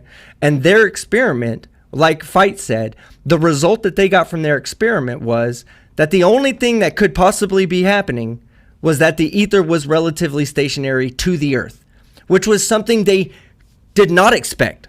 Because that's the null hypothesis to their original hypothesis. The original hypothesis was we'd get one speed of light going in one direction because of the ether drag, and then another speed going in the other opposite direction due to ether drag as well. So you would be able to take these different measurements in the orbit to be able to determine which direction the ether was going in and how much drag there was actually occurring between light and the ether. So they couldn't explain. The null result was, okay, we're going to run the experiment and nothing will happen. And when they did that, because that would be the result should no ether exist. And when they did that, they got the result of the null hypothesis. That's why it's the most famous null experiment in the history of science. Oh. Either way, I don't think you understand the history, and I've laid it out in that brief history thing where The history Lorentz has nothing to do with experimental results. Well, hold on, let him finish. An experiment. let him get him out, because I want him. I know you're about to bury yourself with this this claim that I haven't done the background research on this. I've covered this many times in debate, so I'm going to go ahead and let you get out your what you have to say, and then I'll address that as well. Go ahead. So the timeline is that Lorentz had his ether theory. Michelson-Morley wanted to test ether. They didn't detect the ether in Lorentz's ether theory. Lorentz went away and he said, shit, they're going to delete this ether, and that's my baby. Now I'm going to invent Lorentz contraction, or his contraction maths and time dilation. Lorentz did not invent the Lorentz transform. Okay, you they have were named been after him corrected on because... this previously. Citation, please. Anyway, load that up, and then you can show me. Waldemar Voigt developed it. If you had read the Wikipedia article on the history of the Lorentz transform, you would know who Waldemar Voigt is. That was way back. It was Einstein that named them the Lorentz transforms. Maybe anyway. So, but Lorentz did not develop them, and you are lying. And you have been told that what you are saying is inaccurate, yet you Einstein named them Lorentz transforms, and they weren't his. Yes, but look, okay. your claim needs more dragons. Seriously, can you just look at the Wikipedia page that you've tried to guide us to I earlier? Understand their original.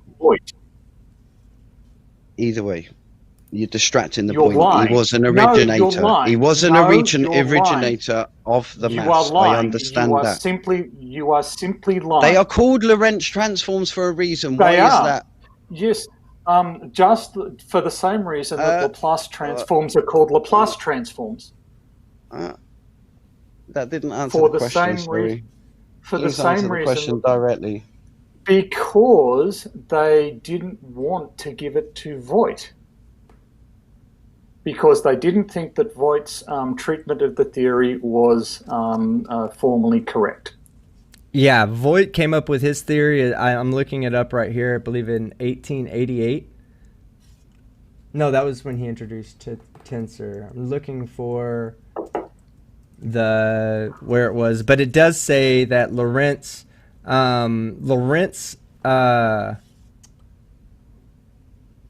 found that Lorentz found that his contractions are the only ones that correspond to the principles of relativity. So again, this directly contradicts what you were saying earlier.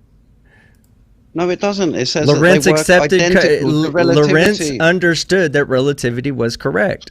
Why would you believe that Lorentz of his maths? Okay, but no. But what I'm saying is that Lorentz says that it's the principle. It's that his transforms are the only ones that correspond to the principles of relativity. Yes. So how could that not? How would that be against what Einstein's special relativity? It's not. They're equal theories that can be used. No, they're not. Equally. Either way, no, I need to deal with one thing that you've all claimed here now, that the Michelson-Morley has got rid of the ether. Then why can I've just cited in the side chat here, it's a George Sagnac paper about a spinning interferometer test that he was doing in, what was that? 1913. Okay. Hold on. Nobody said that they stopped looking for the ether, that there's not a branch of science that people are continuing. No. He was just shouting at me. Yes. No. The scientific. Hold on. Let me answer that. All right, go ahead. Specific thing to Gleem there. What Sagnac failed to understand is that special relativity applies to frames of reference that are not rotating. So it doesn't predict that light's trip around the loop is the same in both directions when the device is rotating. If you were to look at a rotating device from above, you'd see that light travels in the direction of the rotation, actually travels a long distance because the device is rotating away from it a bit. The light going in the opposite direction makes a shorter trip since the device rotates into it. So relativity also predicts a shift in the interference pattern.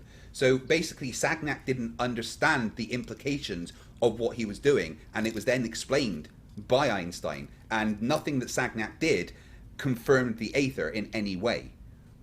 But are you not understanding? Why would a respected scientist, George Sagnac, be publishing something in 1913 and embarrassing himself because he's publishing and Because talking about getting a negative result isn't an embarrassment. Yeah, his results you seem to be what they are. It's not. You seem he to be had a firm belief. He had a firm belief it was ether. Well, yeah, but he was wrong. May have done, but the results didn't back him up in that belief. Scientists can believe all sorts of things. Sagnac thought the experiment confirmed the existence of ether, and he was partly right. A shift in the interference patterns is exactly what the ether model predicts. Sagnac also thought the experiment disproved relativity, and that's where he was wrong. A shift in the pattern predicted. I agree with that. A shift in the pattern is also predicted by special relativity, as Max von Laue predicted 2 years before Sagnac even performed his experiment. I agree with that. But you're saying you just told me it got it removed. Confirmed the ether. No, I'm not. Yeah, it did. It did get removed. It doesn't mean that people weren't still looking into it. That doesn't mean that people removed then, would it, Craig? That wouldn't be removed, would it? That would be still looking into it, isn't it? No, it was removed from physics. It doesn't matter that people still thought it. That had been the prevailing theory for a long time. So after the results of the Mixon-Morley experiment, a lot of people didn't want to accept that, and were still doing experiments and in research to try and find or prove the ether. Just because an experiment actually disproved it, it didn't mean that everyone all of a sudden went, "Oh, you know what? We're just going to quit what we were doing." It didn't disprove it. No, it did disprove it. We just told you how it disproved it. Yes, it explain to me how the ether exists then. Explain to me how the ether exists if there was no drag detected. Are you saying that the ether is stationary relative to the Earth? You are not understanding what neo-Lorentzian Gleem, relativity is. Gleem, you're not allowing me to answer. No, it's a direct question. No, it's a direct question. Yes, and I'm directly answering the question. No. And you're not allowing me to. No, shut up. Let me answer the question. Let me ask the question again. Are you saying that the ether is stationary to the Earth? Yes or no? Can I answer in full? Yes or no, Gleem? It's a yes or no question. No, it's not. It's not. not. Yes, it is. Listen, are you saying? Let him answer. Let him answer. It's a yes or no question. Just let him answer. Go ahead, Gleem. He doesn't know what he's fucking talking about at all. Can I even talk? Lorentz ether theory was an absolute framed which you could detect against the motion of the Earth moving through it. Using Lorentz's maths, because people get triggered when I say Lorentz transforms, and it's not Lorentz's, but either way, Lorentz's maths, he then changed it to neo-Lorentzian, which means that you can consider that there is an absolute frame of reference. However, it's completely indistinguishable from every single other relative reference. So therefore, it would not matter. So there is no ether? Yeah. So you just basically said that you just said there is no ether, Gleem. Do you even realize that you just said there is no Gleem? Do you realize that you just said in that sentence there is no ether? You are fucking dumb. Yes, you did. You just said that. You just fucking said that. No, either that or you said. No, I'm not lying. You just said that. Gleem, listen. You either are saying that that the ether does not exist, or the ether is four-dimensional space-time. Those are the only two things that you're postulating with what you're saying here. If it's the framework, hold on. Let me explain why I believe that you're wrong, okay, or why I believe that you're coming from this position. Because the modern understanding of what the ether is the medium through which light travels. It's not a framework. It's a medium through which light travels. If you're talking about a framework, then you're really starting to begin to talk about fields. Okay, and when you start talking about fields, we then have to introduce four-dimensional space-time. Okay, three-dimensional space, one dimension of time. Now, you're not showing us how these are different from each other. You just keep saying that it's that space-time, curved space-time, is straight ether framework, but you're not explaining to us how you know that it's the straight ether framework, or how this relates to the Earth. The whole framework was changed, and that's when quantum electrodynamics came in with Paul Dirac. If you can go to And my none first of that site, changes please. the results. None of that changes the results of the Mix-and-Morley experiment. None of that No, it changes doesn't. any of the results. No, it non-sequitur. doesn't. Because I've been saying all Gleem, along, no. the mathematics Gleem. of both work. It's your conceptual idea, as I've cited. No, they by John Bell. don't work completely. They don't work completely. That's the thing. There is many things that the framework that you're talking about does not explain that general relativity and special relativity does explain. Right? Your nonsense right now is basically going. Shut up. Citation now. What you're basically saying right now is that well, space-time's real, but I'm going to call it aether instead. Yes, and That's what what you're people saying, do in Gleem. science. That's what people do in science. So, Someone so says, what you're "Oh, arguing about, wait, light is a space-time is particle," real. You and can call it. someone You can call it a says, "No, fucking it's a wave." unicorn. Shut up, Gleem. Gleem. You can call it a fucking unicorn if you want. It doesn't matter. All right, it's- space-time is real. Aether was removed from science. You can call it what you want. It doesn't matter. It's still space-time. Nonsense. It wasn't removed. No, from not science nonsense. at What all. you don't even understand the Mix-and-Morley experiment. You've got no fucking clue what it was even doing. Nonsense. You pull up. No, you the don't, paper Gleem. now. You pull didn't up the even paper know why they. because I'm trying to ask you Gleem, for citation. no, shut up. And I'm you're talking. not pulling mine Gleem, up. You're not you pulling did not yours even up. know. What's Gleem, going on? you did not. Gleem. You did not even know why they did the experiment at 2 points in the Earth's orbit. You didn't even know that very basic thing about what the Mix-and-Morley experiment was about. You don't have the first clue what you were talking about. You cherry pick little words and phrases without understanding the entire context because you're a fucking moron. Gleem, let me point rubbish. something out. Okay, let me point something out. The idea, the science behind, or the, I want to say that the exploration into the science behind the ether did not stop with Michelson-Morley or Michelson-Morley. Michelson-Morley's first experiment, Well, it I wasn't believe. removed from science then. Well, was hold it? on. No, Come no, no. Hold Yes, it on. was. No. Okay. It was replaced with a theory that was more consistent with reality. Okay, that's what it comes down to. The idea that light needed a medium to travel through was disproven. Okay, or at least there's no evidence to suggest that is the way it is. The only way for you to suggest that the ether still exists is to also suggest that the Earth does not go around the sun. That or the Earth does go around the sun, but the ether orbits with it. The ether must remain stationary to the Earth for Michelson-Morley's experiment to validate the ether. Either that, or they just completely got the ether wrong. That it doesn't offer a you've got it resistance to light. No, we haven't got it wrong. Pull up my citations, please. Mix-and-Morley Or pull up experiment. your- I have them. I have them. Stop. Citations from Stop raging. 1887. Hold on. I have citations from 1887, 1902, Pull 'em up. 1921, 1923, 24, 25, No, 26, pull up the original 27. Michelson-Morley. I've got it right here. It shows the result and everything. No, Give me 1 second. don't I'm going to keep show it it on screen. secret. Hold on. No. I'm not going to keep it secret. I just got to get to it. Hold on.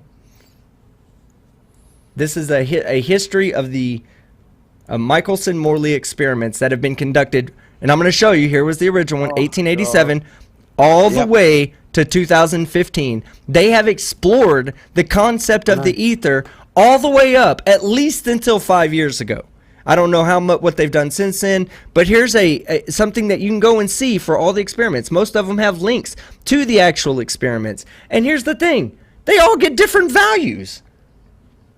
They all get different values for the speed of the Earth moving, the relative speed of the Earth moving through the ether.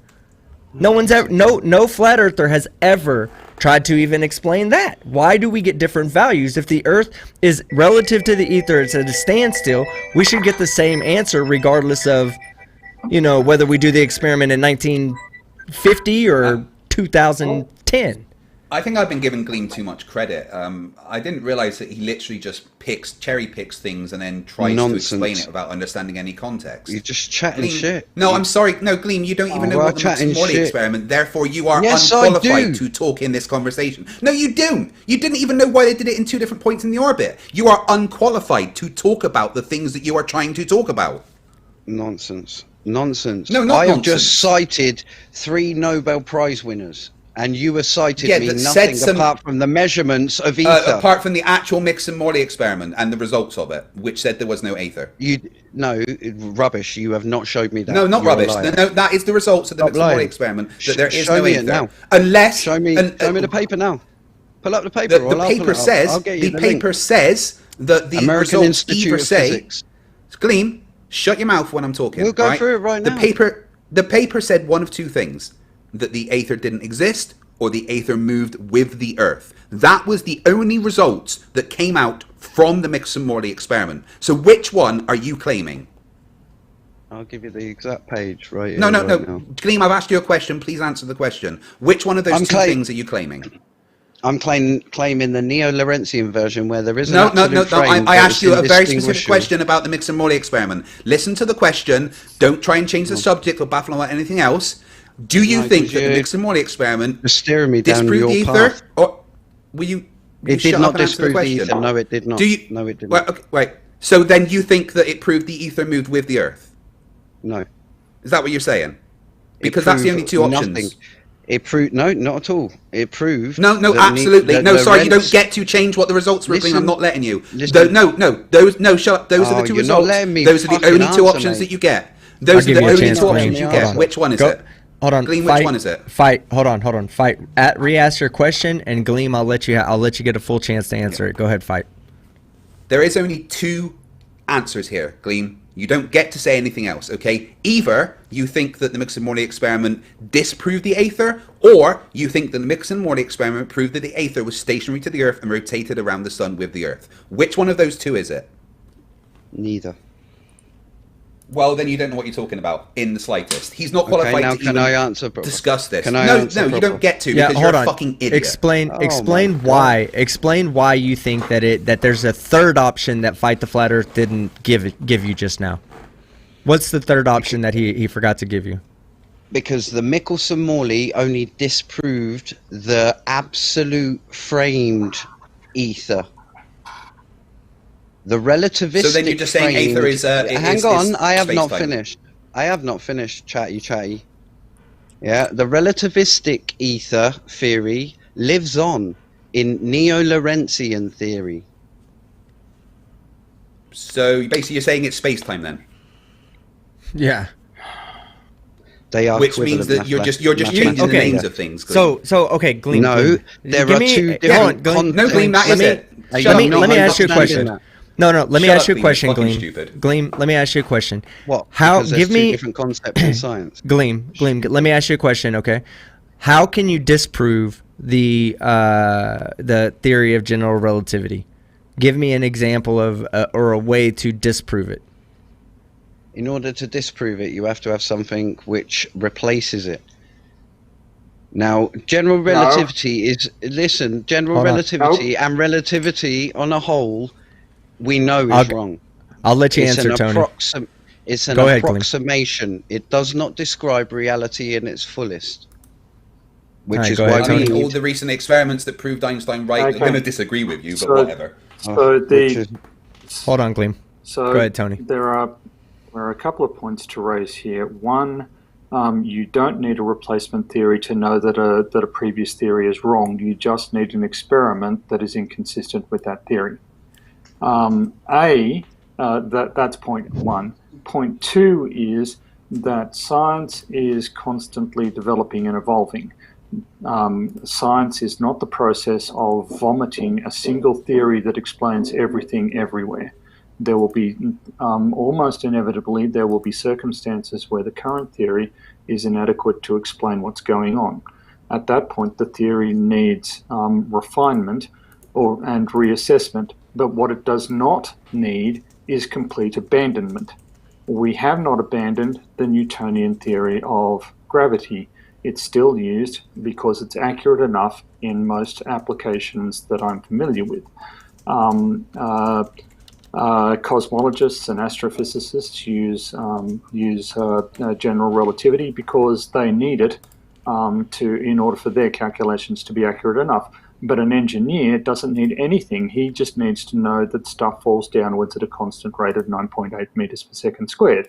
And that's good and that's accurate enough for his purposes. Your characterization that if there exists some phenomenon that is not consistent with the theory as it currently stands, the entire theory gets thrown out and replaced with something that you freshly pulled out of your ass. That's not how science works. And your entire characterization of the scientific process is completely inaccurate. Yeah, Gleem, I'm going to ask you 2 questions. One of them is going to be hard, and one of them is going to be a little bit easier. So, well, oh, go ahead. No, go ahead. Reply to Tony if you'd like. But I do have a couple of questions that I want to ask you real quick whenever you get done replying to Tony. well, I would just love Tony to correct, or why am I seeing people say that no, the ether is actually making a Nixonian comeback? It's really the vacuum, but burdened by theoretical ghostly particles, i.e. virtual particles. Why would he be saying that the ether is making a Nixonian comeback? Why? Did he make that statement in a peer-reviewed paper? No, he made it in his own book, his own assessment. I mean, Then this is a guy that discovered the bottom quark. Cool story, bro. Then I don't care if it's not in peer-reviewed science. Then it's the privately held opinion of an individual scientist that doesn't represent the state of scientific knowledge.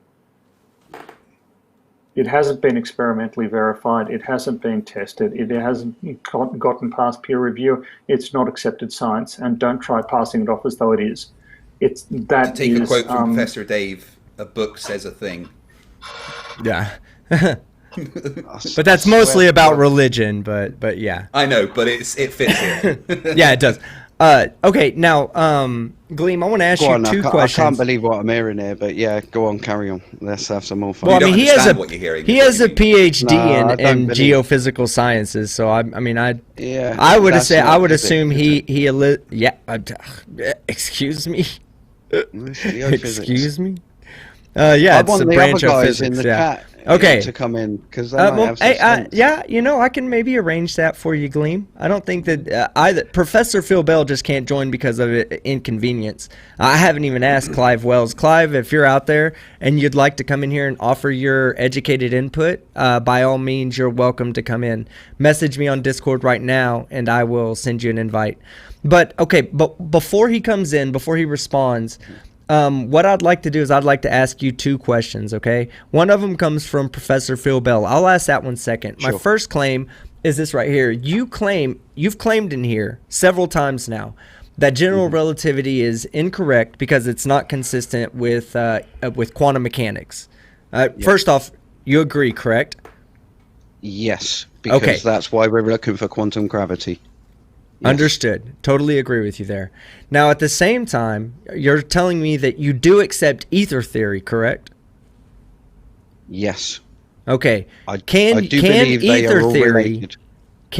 ether theory unite quantum mechanics and general relativity? Yes, and there is a citation. What? Saying, listen. You hear that, Tony? Gleem, when are you picking up your Nobel Prize, dude? Yeah. No. Listen, they're saying that the Higgs field is exactly that. Is the new ether. They're not. No, they're fucking not. Oh my god. Okay, the Independent. Go to my citations, probably 3rd page in the little ones. Wait, so you've said that antimatter is aether. You've said that the Higgs field is aether. I mean, are you just pulling shit out of your ass, Gleem? No, I'm pulling shit out of science. You're just not understanding which one is because it? you haven't. Which one is it? You thought the Michelson-Morley. Gleem, which one is it? No, Gleem, shut up. Which one is it? Gleem, which one is it? Is the ether antimatter? No, Gleem, this is things that you said. Gleem, you said that the aether is antimatter, and you said that aether is the Higgs field. So which one is it? It's both. It's exactly the same thing. Right. So are you now saying that antimatter is the Higgs field? The Higgs field is the underlying field which creates these virtual particles popping in and out of existence. No.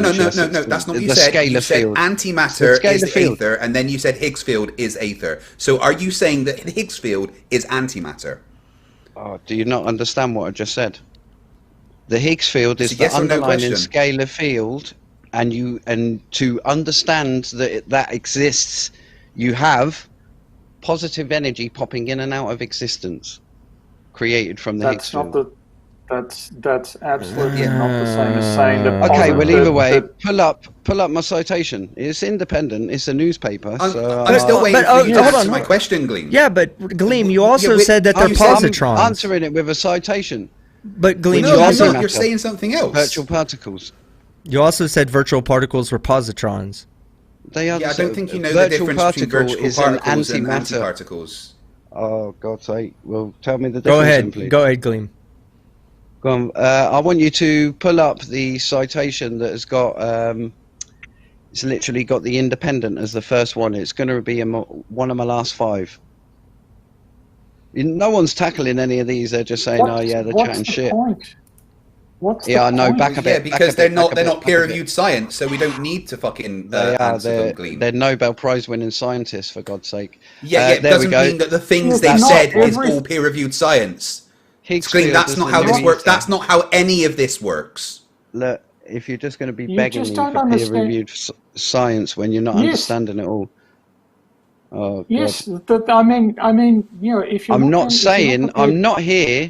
not here to say this replaces general relativity. I'm saying it's the same thing. Yes, you are. You're doing a conceptually different. No, you are saying that it replaces because you're saying that the ether exists, and you're saying that therefore general relativity is wrong. No. Then Gleem, if we've misunderstood anything, it's because you don't know what the fuck you're talking about.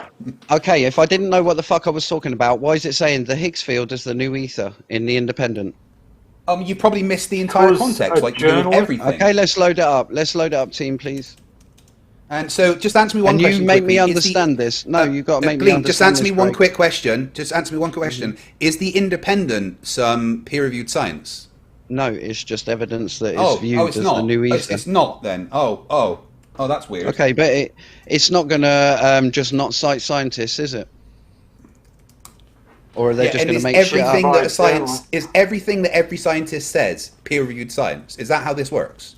If you're a scientist, anything you say is making up shit that you think I've said and I haven't said. No, you have said these things, Gleem. We're taking your exact words. You don't like it. No, I've just literally said the Higgs field is that, and you've just pulled me on it, and I've just pulled up something that says that. But you also said that antimatter is the aether. You can't say antimatter is the aether and then say that the Higgs field is aether. Okay, they're not the same fucking thing. Hold on. We need to get a correction here because I guarantee you, you're not going down the path that you think you're going down, Gleem. Okay, they're talking about what's called the Higgs ether. Okay, and the Higgs ether is basically another term for the Higgs field.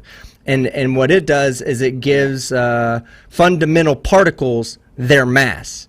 The only problem with that is light is massless. Light wouldn't interact with this field whatsoever. As I thought, you've misunderstood the context entirely. This is not saying that the Higgs field is the aether. So they're just giving it another name. Virtual particles are? I don't think you do. Of this? They're not talking about just virtual particles. They're talking about fundamental particles as well, like electrons, I was going to say positrons, but no, anything that has mass. Everything that has mass is what they're talking about. Guys, load up virtual particle wiki. I have to go. Well, thank you, Tony, for coming on. Thanks for your personal attack and lack of input. It's been great. No, he destroyed you an idiot very easily. Killing you an idiot and calling you an idiot is not a personal attack. It is a diagnosis that I offer for free. So that you can seek just some because you said it's smart doesn't mean that you had to drop back to it. I mean, it's true. If you're going to play the petulant child and ignore everything I say and just engage in stupid obstructive arguments, then I'm going to tell you that that's what you're doing. That's what you're doing. You'd be better off not doing it because this is a complete waste of time for you. It just publicly humiliates you even further. I had no idea you were as stupid as you turn out to be until you came onto the stream. No, I'm the same. So I gave him way more credit. It was a bad decision on your part. Oh no, that wasn't a personal attack. That was a fact. It is. It's just bullshit. No. Yeah. Calling you an idiot isn't a personal attack. It is attack. I'm citing my shit. None of you have cited shit. What you are doing is cherry picking. You are doing a Sleeping Warrior special. That's all you're doing. You do I'm not not understand cherry-picking. any of the context of what you were talking about in the fucking slightest. Like, at all. Nonsense. No, not Nonsense. nonsense. You didn't Not even one know of what the you Mixer-Morley experiment is. Gleem, I'm going to hold you to this. You didn't even know what the Mixer-Morley experiment... No, shut up. You didn't even know what the Mixer-Morley experiment was. Gleem, you didn't even know what the Mixer-Morley experiment was. Therefore, you don't know what you're talking about. No, I'm not. Mad. You proved it in this fucking call. You didn't know what the Mixer-Morley experiment even was. You're making that shit up. You're making No, we asked you and you didn't know. We're not making it up, Gleem. We asked you and you didn't know.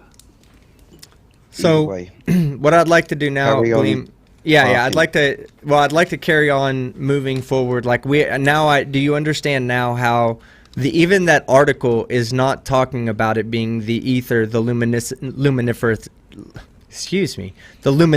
ether. That article is not talking about it being that way.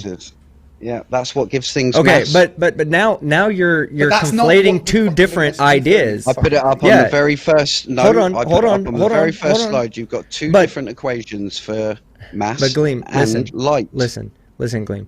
What I'm saying is that these are two different ethers, scientifically speaking. They're not the same thing. One was the medium through which light travels. The other is the field that gives fundamental particles their mass. Mm-hmm. That is the field. Two different fucking things, bro. No, it's not. Gleem, I'm going to say what someone in the chat said, because this is very true. Gleem, you haven't actually cited anything. All you've done is cherry-picked. No, you've cherry-picked. You've got to show how I've cherry-picked them. You've cherry-picked.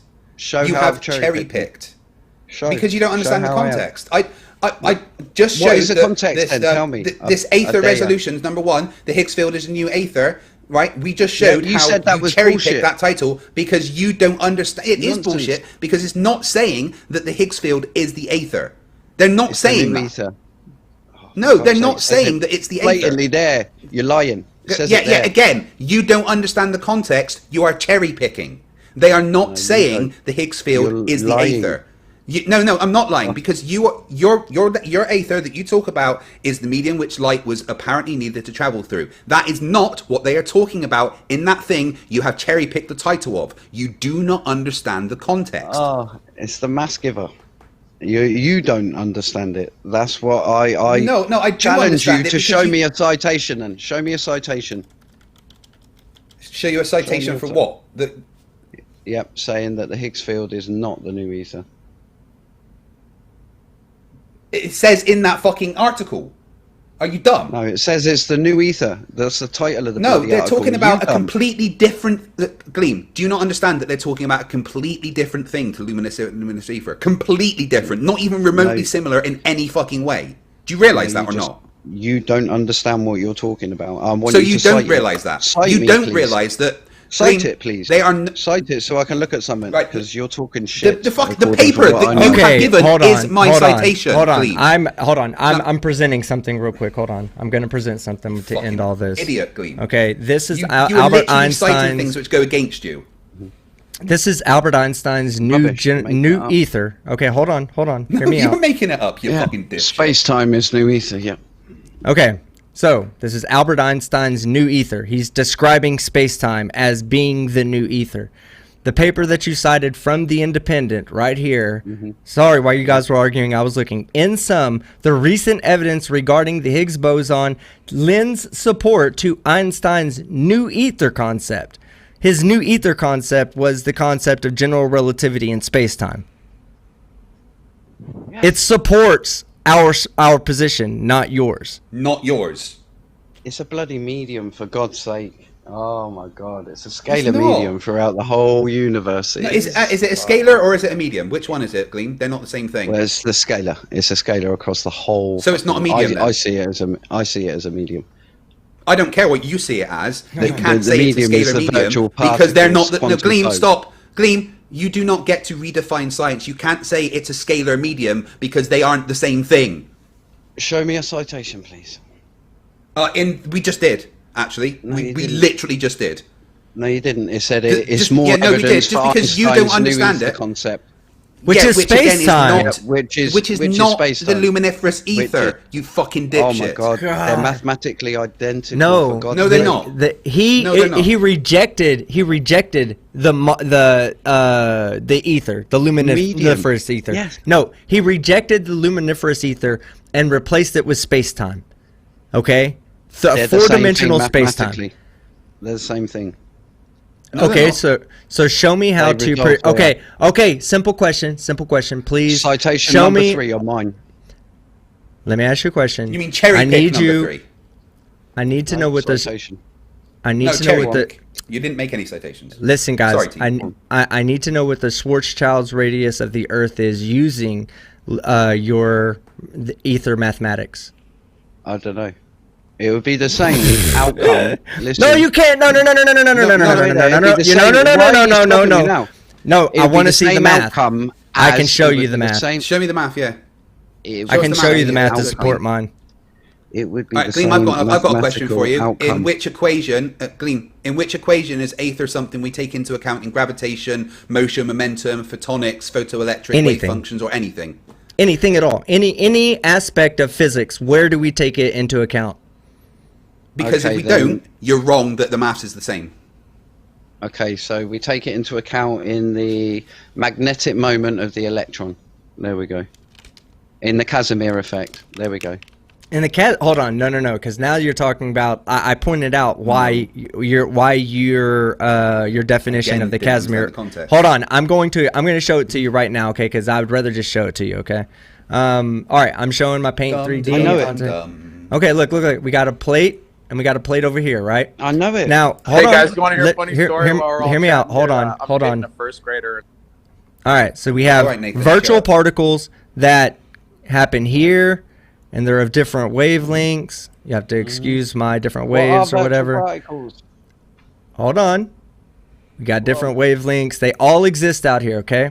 Now, when these plates are far enough, we have the same density of particles on the outside as we do on the inside. So the pressure from these particles pushing this way is equal to the pressure pushing this way. And we'll just say the same thing is happening over here and push the thing. Now, once we start bringing these plates together, these longer wavelengths cannot exist between these plates. So now we're going to change colors. And we're going to bring the plates to like right. Whoops, that was stupid. I wasn't changing colors. All right, so now we're going to bring the plates to like right here, right? So now we have these smaller wavelengths that can exist inside of here, but the longer ones, like these, cannot exist outside of here.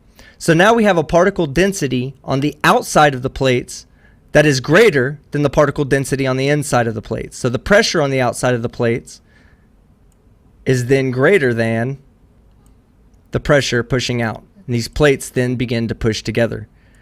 Now, if what you're saying is correct, okay, all of these virtual particles have the same wavelength. They're all positrons. They're all positive. No. You said multiple times they're all positrons. No, it's antimatter. You liar. It's all antiparticles, you idiot. You have said multiple times you said that what has made positron was the first one that was found, that was predicted by Dirac in 1933, won a Nobel Prize for it. And then Carl Anderson electron microscoped it. Because I was corrected on that, remember? Carl Anderson got a photo of the positron. And that is the existence, that confirmed existence. No, it was bullshit. I said all virtual photons and virtual particles, as the first citation says, are the ether. Right, you know what? Antimatter what is a virtual particle? is I don't ether. think you know what a virtual particle is. A virtual particle is something which bounces off when there is something like beta decay, let's say. So a virtual particle, a positron, when something would decay. Stop. No, that isn't what a virtual particle is. Not in the fucking slightest, Gleem. No, I'm stopping you right there because you don't know what a virtual particle is. A virtual particle is simply a fluctuation in a quantum field, and it seems to exhibit characteristics that are similar to a normal particle, but its time in existence is limited by an uncertainty principle. That's what a virtual particle is, not what you're talking about. Honestly, you are not describing a virtual particle in the slightest. Pull up virtual particle.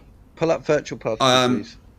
I'll do it while y'all... Virtual particle, Wikipedia, let me see. What do you want to know pretty much about says it, what They use the positron as their key. So, I'm going to read from Wikipedia on virtual particle. In physics, a virtual particle is a transient quantum fluctuation that exhibits some of the characteristics of an ordinary particle, while having its existence limited by the uncertainty principle. Team, isn't that exactly what I said? Yeah. But I still want to... Gleem, you don't know what you're talking about. But Gleem, let's get back to what I asked you earlier. How can you use... ether theory, replacing general relativity with ether theory, how can we use that to be able to predict the Schwarzschild radius of the Earth? It would be identical to your space-time. If it's identical, what makes it different? Nothing. That's then what I've why been trying to are get you to arguing? For 2.5 so fucking hours. If Einstein calls it space-time and you call it ether, are you really just arguing for? Are you petitioning now for the scientific community to change space-time to the word ether?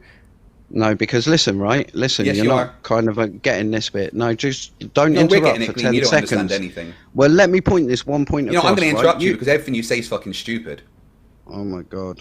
This guy is a I'm big sorry, baby. Gleem, but everything you've said is so ass backwards. Well, you are let me try and put this in cherry-picking simple little forms. moron with nothing more. You do not understand any of the context. Attacks you don't understand. No, not personal attacks. Facts. You don't mate. understand any of the context. You don't understand any of the Why are you maths. trying to silence me? Saying, why don't you let me hand myself? Gleem, you keep I'll saying let the you maths talk is after exactly this. the same. Go ahead. Gleem, you keep saying the maths is exactly the same. Show me the fucking maths, or shut up. All right, Gleem, go ahead. Right, ignore that request because I was just about to say something. You have just shown me virtual particles, okay? Einstein said that medium was not there. So positron was the first detection of that medium to say that is there. No. Now... That's not how any of this works, Gleem. In the slightest. Okay, so what are virtual particles then, if not the ether? Come on. I just told you what a virtual particle is. It's a fluctuation in a quantum field. It's quantum foam, exactly that. It's the excess energy. It's a fluctuation in a quantum field. It is not a positron. You don't know what a virtual particle... Gleem, you don't know what a virtual particle is. Absolutely. Are you saying that my description of virtual particle is wrong? No, it's correct. Right. Well, then you don't know what you're talking about because everything I'm saying disproves what you're saying. Because you can't. Okay, so everything you're saying is exactly what Einstein says it is, but Einstein doesn't call it anything other than special relativity and general relativity. When I ask you what is the difference, what makes your idea or your theory or your what you're trying to present here tonight, what makes it unique from general relativity? Because general relativity assumes there's nothing in the medium, and there has been proven that there is something in the medium. And what I'd like you to do on that virtual particle page is go to vacuum polarization, which involves pair production or decay of the vacuum, which is a spontaneous production of a particle-antiparticle pairs, such as an electron-positron. You don't know what you're fucking on about, Craig. No. What Craig said was that virtual particle. No, but he's telling me I'm wrong, and he says it's got nothing to do. No, with because you're saying what he's saying you're wrong about. He's saying what he's saying you're wrong about is that you're saying it's just coming from the ether. You're saying that's the ether. He said it had nothing to do with a positron. Load it up, please, and you'll see. One thing about virtual particles is that the virtual particles can exhibit characteristics that are similar to shut your mouth, Gleem. It can exhibit things that are similar, characteristics that are similar to what you would get in an electron-positron pair. All right? Bullshit. They're not saying that it creates electron-positrons, and they're not saying that the ether is positrons. You don't know what you're talking about. these are all variations of quantum fluctuations. All these things that it lists are just variations spontaneous in the pair field. production. You explained. That's all. That's all you explained. Spontaneous pair production. Yeah, as one of which the is been evident as one of the characteristics that virtual particles can exhibit. That's all. It's not saying that it is. But you just said it had nothing to do with positrons, so I don't know what I'm on about. You're mad. No, you don't know, because it's not positrons, Gleem. You are not looking at the context of what you're reading, right? It's not saying that it literally creates positrons and electrons. It is saying that they are manifestations of the fluctuation of the quantum field that can exhibit characteristics that are similar to an electron-positron pair. Hey, Gleem, you don't know what you're talking about. Gleem, I've been sitting here trying to think of a good way to ask you a question that would help you to delineate between the two, and I think I have a good one. Okay, so let's say I put a magnet on the end of a stick. All right. Yeah. And I take the magnet above my head and I start going up and down with the magnet. All right? Mm-hmm. Photons will be kicked out of that magnet, okay? Now we understand why it does that, because it's a moving magnetic charge. It generates a moving electric charge, which in a turn generates a magnetic charge and an electric charge and so forth. It keeps going on and on. It's a self-perpetuating wave. In fact, that's what a photon is. So how is that consistent with ether theory? If I take a magnet and I put it on a stick and I move it up and down, if light's not really electromagnetic waves traveling through the electromagnetic field, despite the medium around it, how do you translate the ether into that observation? It's to do with the virtual particles. Everything you don't know what a virtual particle is, though. I've just proven you don't. Well, hold on. Let him answer. It's to deal with virtual particles. Explain. Okay, so the magnetic field as we understand it today, which thank God for Paul Dirac and his works on absorption and emission in atomic that theory. You don't understand. Well, either way, it then led on to Feynman recreating it as virtual particles. Now, virtual photons are emitted in magnetic fields because of this. And it's in that same document of virtual particles. They're the exchange particle. It's not a document, that's Wikipedia. But okay, you still have not. You still haven't answered how a photon gets created from the ether due to a moving magnet. Now, if we know it from our understanding, hold on. From our understanding, for what mainstream science says, okay, is that we have an electromagnetic field around us. And when you move a magnet through the electromagnetic field, when you have a moving magnetic charge through that field, it generates a moving electric charge. And those two things become self-perpetuating. So it doesn't mean that like it kicks one out into the universe. No, it just generates a charge, and the charge then becomes self-propagating. All right? So this is from our understanding of the electromagnetic field. All right? So we have a good understanding of this. Now, how is our understanding wrong and consistent with ether theory? And be very specific. It's not. It's used currently today in physics. Both of them. Both space-time and ether theory. Wah, wah. Our survey says... Yes, and everybody out there, I did say magnetic charge. My bad. That was just me messing up. I'm sorry. I didn't catch it. I understand what you were on about. You understand what I was saying? Yeah, they do too. They're just giving me a hard time. It would be the main three things, which was Paul Dirac's work, was the absorption, the emission or transmission of particles through certain materials. And that's exactly what he discovered. If you fire, and that's what Carl Anderson discovered, if you fire an electron at lead, I think it was, out the other side came a positron. And as I understand it, let's say, is that the spin of an electron, the spin of an electron generates a magnetic field which is greater than its own mass and its own spin, angular momentum, can cater for. So there is additional energy drawn in from this medium, and the medium is the quantum foam. Quantum foam is not the same as virtual particles. You realize that?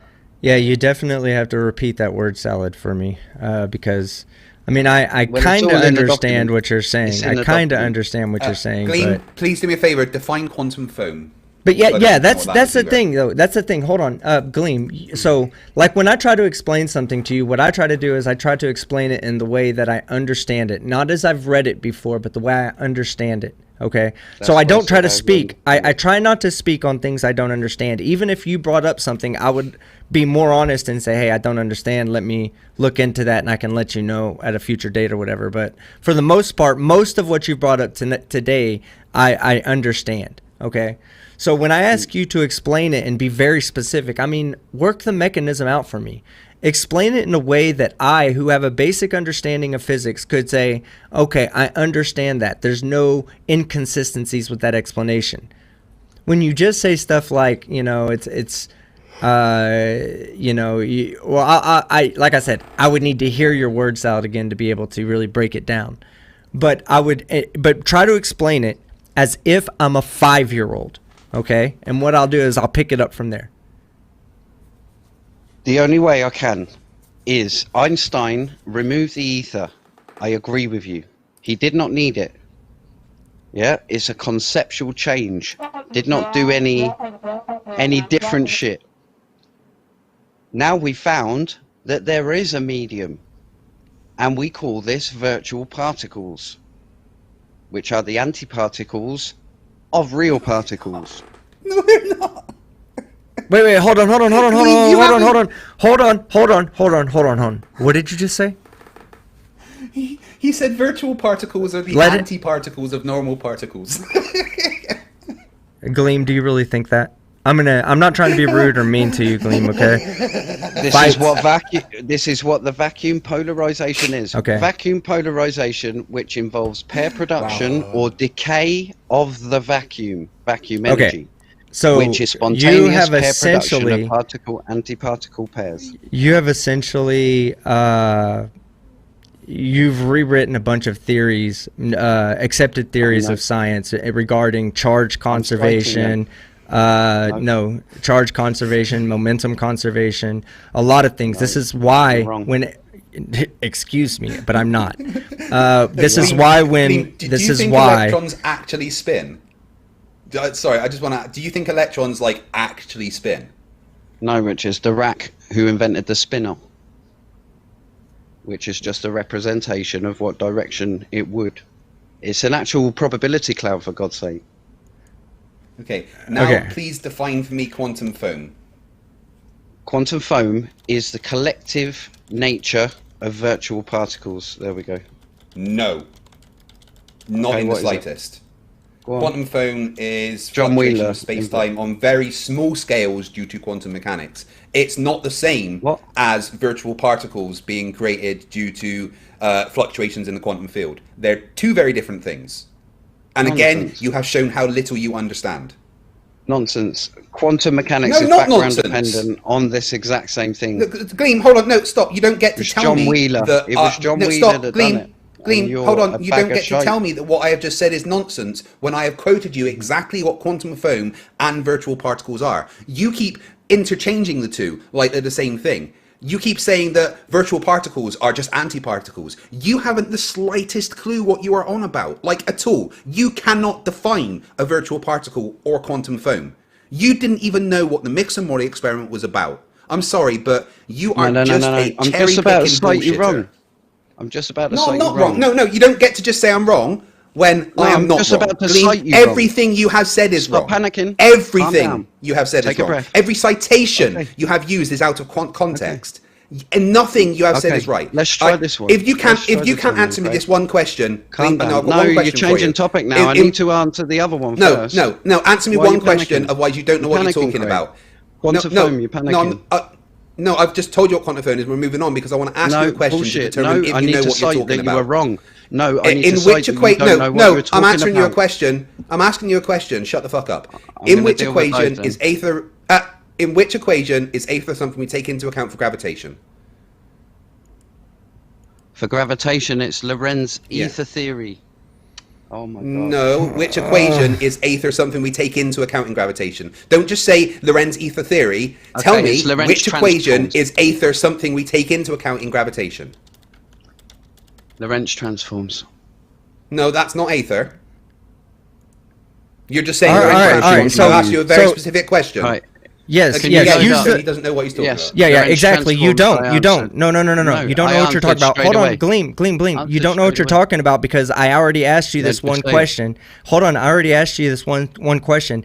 Calculate the Earth Schwarzschild radius with the Lorentz transformation, please. Oh god. Either way, no. You're distracting me away from what I need to cite him wrong on. No, I will no. do that. You- I will, okay, put it okay. this Hold on. way, He says he'll I'll- do it. You cherry pick. No. I'll submit. I can't do that.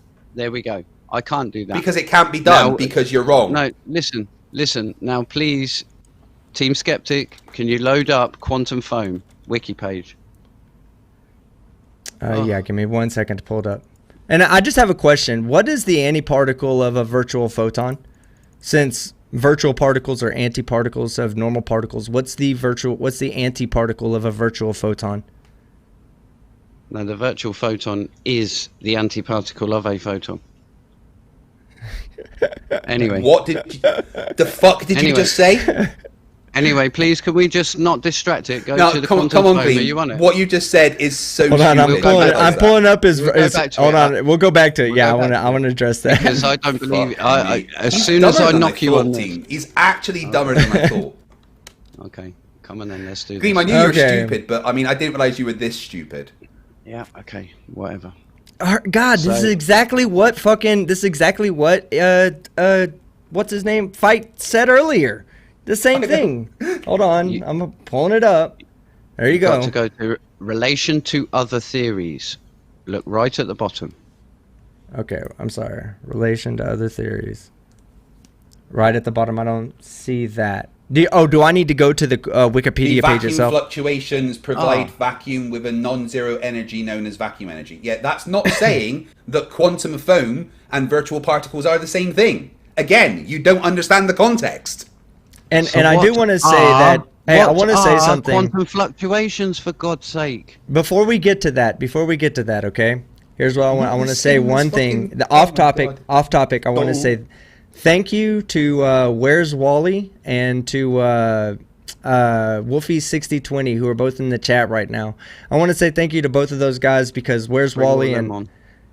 I mean Wolfie's welcome to come. They're welcome to Nah, come I'm on if joking. they'd I've got to go to like. bed. I've got 5 hours kept. Oh man, Oh, my God. guys, have you ever heard We start anybody this too pick a late. fight and then run from it as fast as No, possible? I do need to. Well, but look at that. 3 hours. I give you when I should have gone to bed. you're right. Hey, Hey, Gleem, you're right, and I appreciate you coming on, man. I've actually had a very Yeah, enjoyable cheers, time Gleem. speaking with you. But No, I want to now, finish this last point though. okay, so I've got because quantum you're foam pulled distracted up. from it. So go ahead. You see relation. No, but to you're other still. But no, theories. you say I'm distracting from it because No, I asked the question fucking an hour and a half ago. How do you use Lorentz No, and I just transformations submitted. to? I just submitted. I don't. I've never done the You, Schwarzschild you radius of can't. You anything. can't. That's the Yeah, thing. well, You either can't. way, I don't.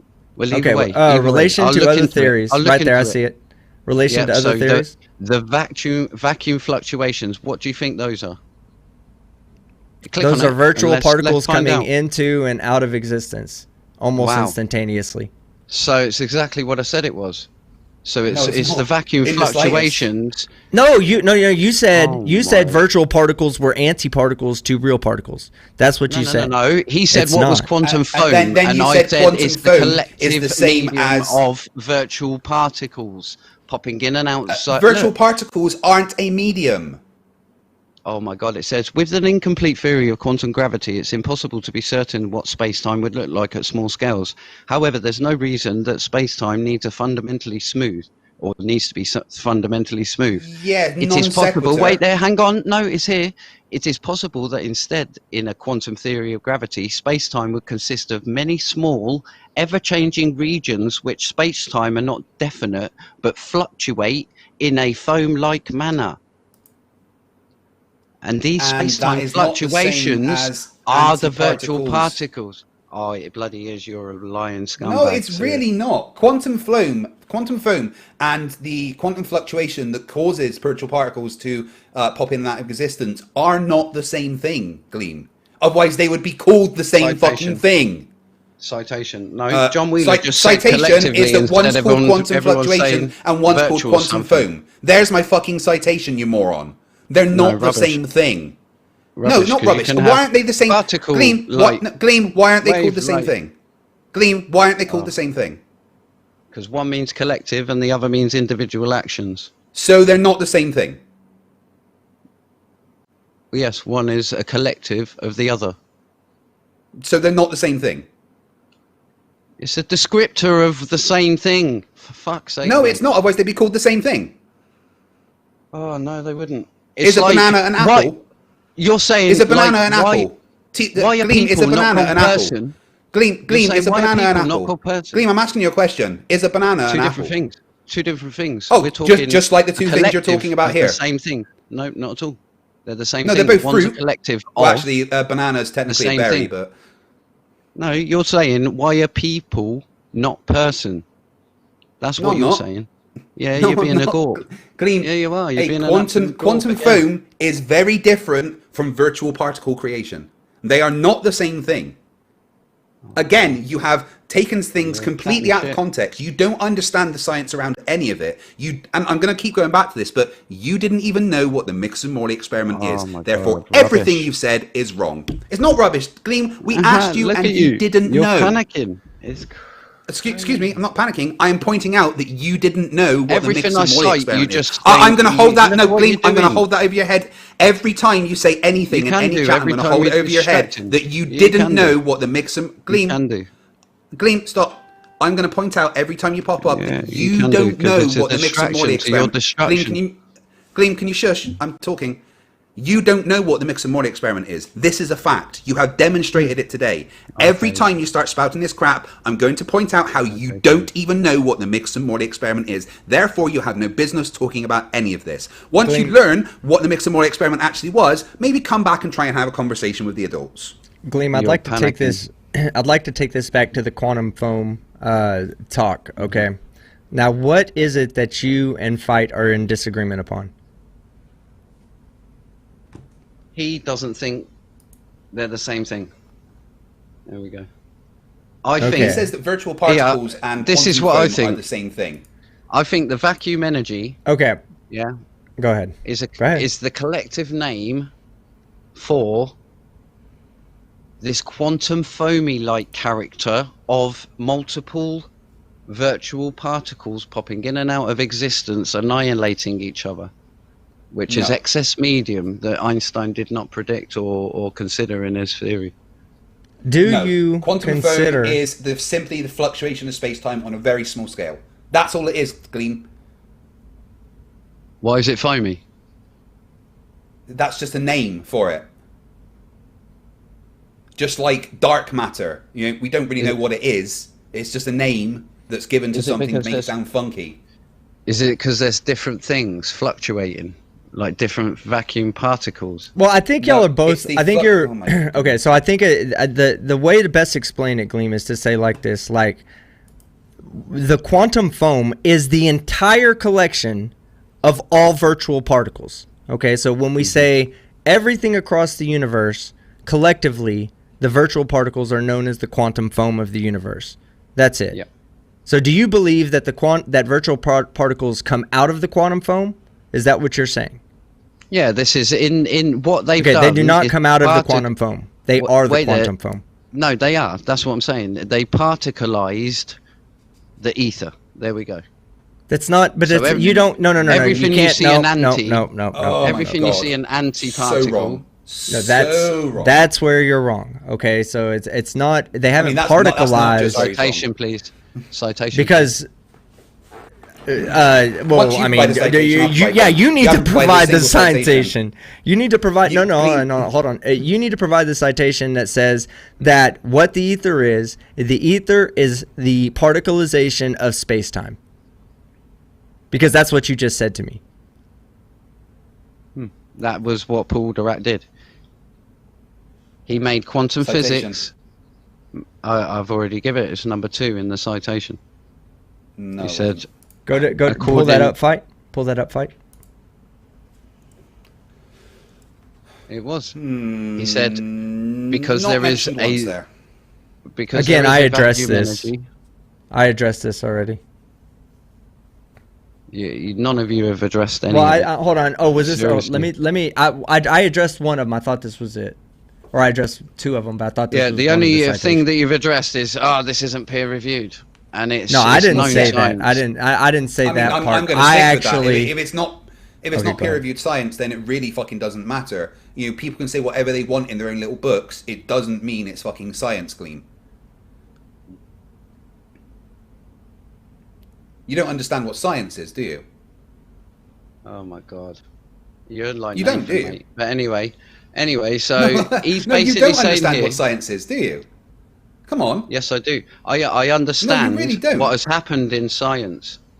No, you don't. What? You Why are cherry you pick telling bits of me? information. Right? Why are you Because, telling me when this Gleem, guy I'm was telling the you leader because in you have atomic demonstrated theory? that all you do, Gleem, all you do is cherry pick. You don't understand No, what any of it means. I'm citing all the way. You have cited fuck all. What? No, Craig. you know what? No. You're not citing. You're cherry picking. Once you can do any I'm of the not. maths around it, There's then so come many- back. so You many are cherry things you picking. can do. No, you've This completely is cherry picked all because to- even Not in at the all. things that you cite, it You goes don't even know against what what you cherry say. pick is, then.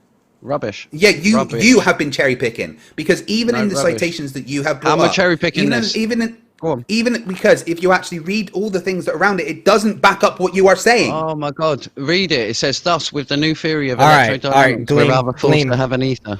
No. Why? I did address this already. This is what I originally addressed. What he was saying was that the concept of the ether has been dismissed prematurely. Okay, he said that Einstein waved it away because he didn't need it. He's saying it doesn't mean it doesn't exist. It just means that science has prematurely thrown it away. All right. Now that doesn't mean that it's right either. Science could have been right when they prematurely threw it away, but that's what he's saying in that article in Nature, and I'm reading it right here from Nature.com. Yep. He's not saying that it's right. No, what you've got to understand is I'm coming here from a... You keep on taking it to the From a whole point of proportion of ignorance. saying it completely invalidates anything you say. And I'm not. I'm saying it's equal in science to actually think of But it's it not. as there is an ether. So why are people in 2020 writing papers on Einstein ether theory? Because Einstein ether theory isn't the same as luminiferous ether. Are you sure? They're not the same thing. Yes, they're not the same thing. Okay, should we load up Einstein ether theory wiki now? And it says there blatantly, we're using Einstein's maths, but we're going to assume that there is actually an ether there this time. Einstein's new ether is space-time. It's called Einstein-ether theory. It was in 2004. Yeah, and it's about up. space-time. Oh, he might be God. talking. You said 2004. Yeah, that's when it was.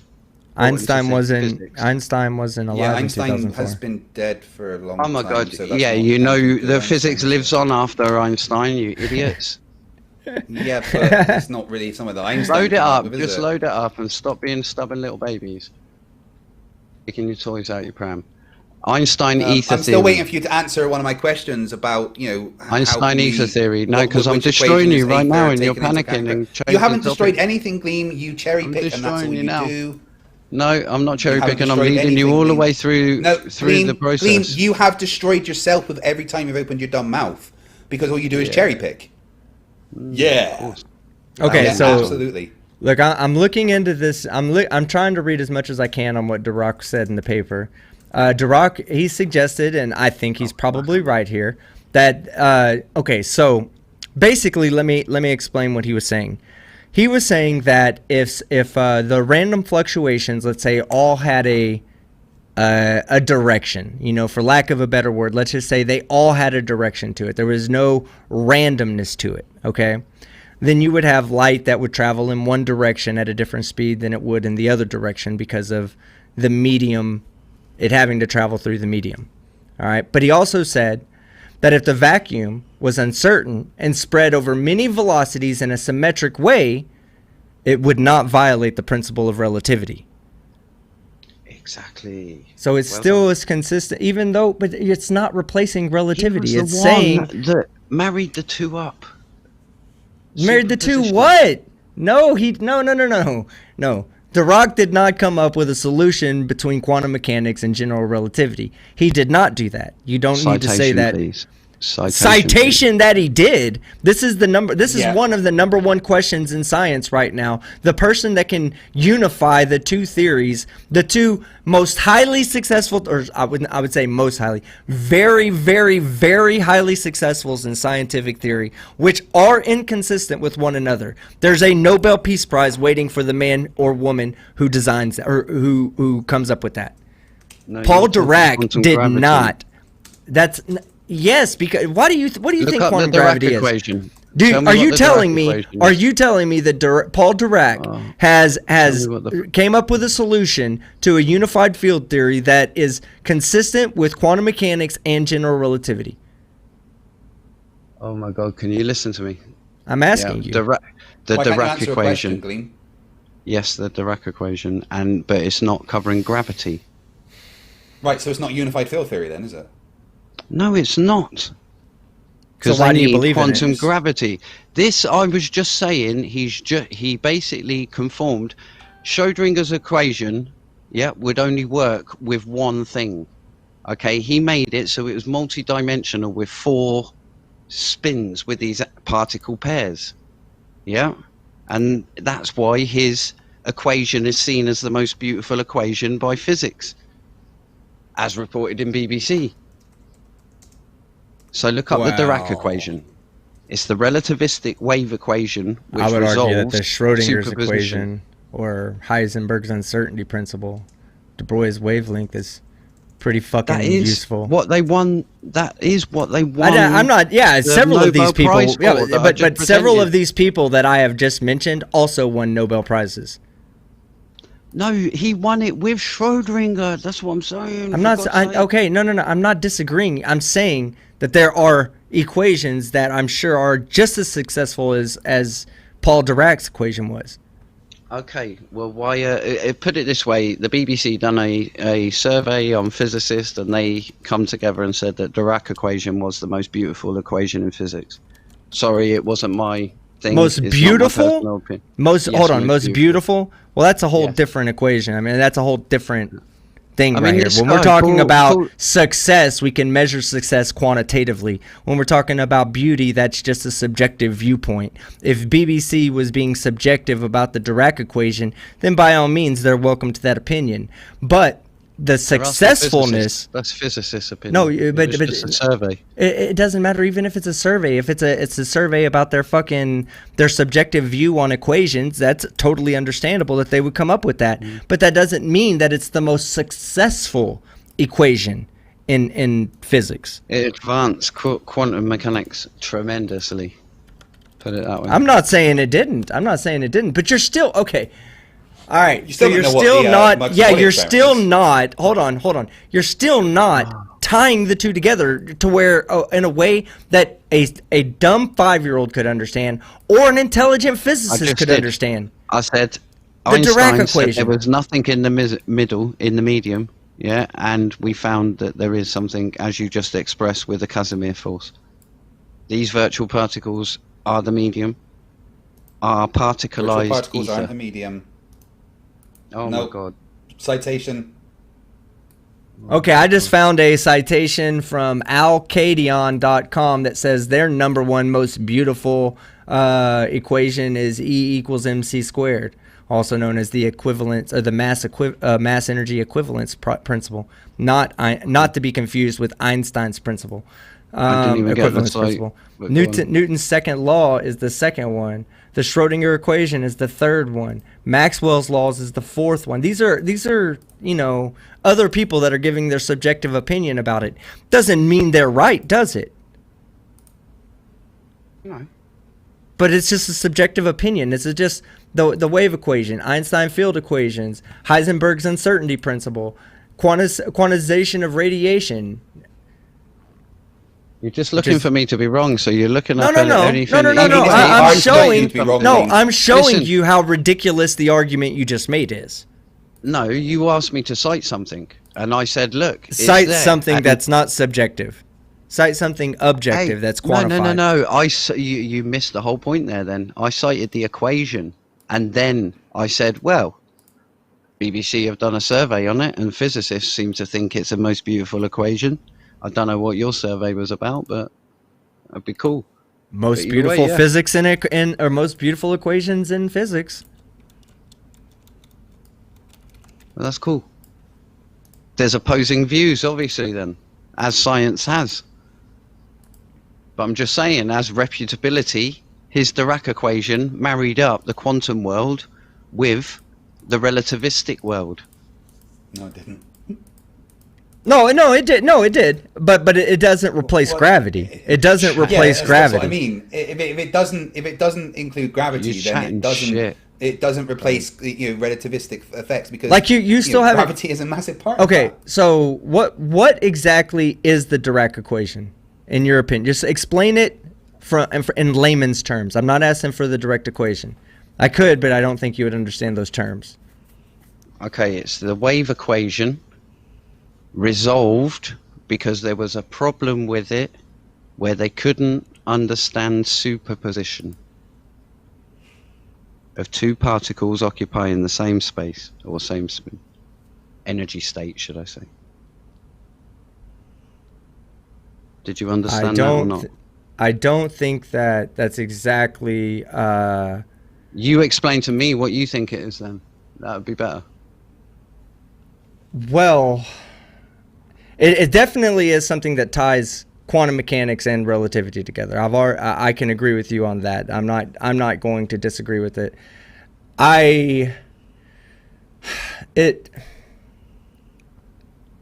trying to think of the best way to explain it in a way that's easily understandable. It does have to do with fermions, I believe.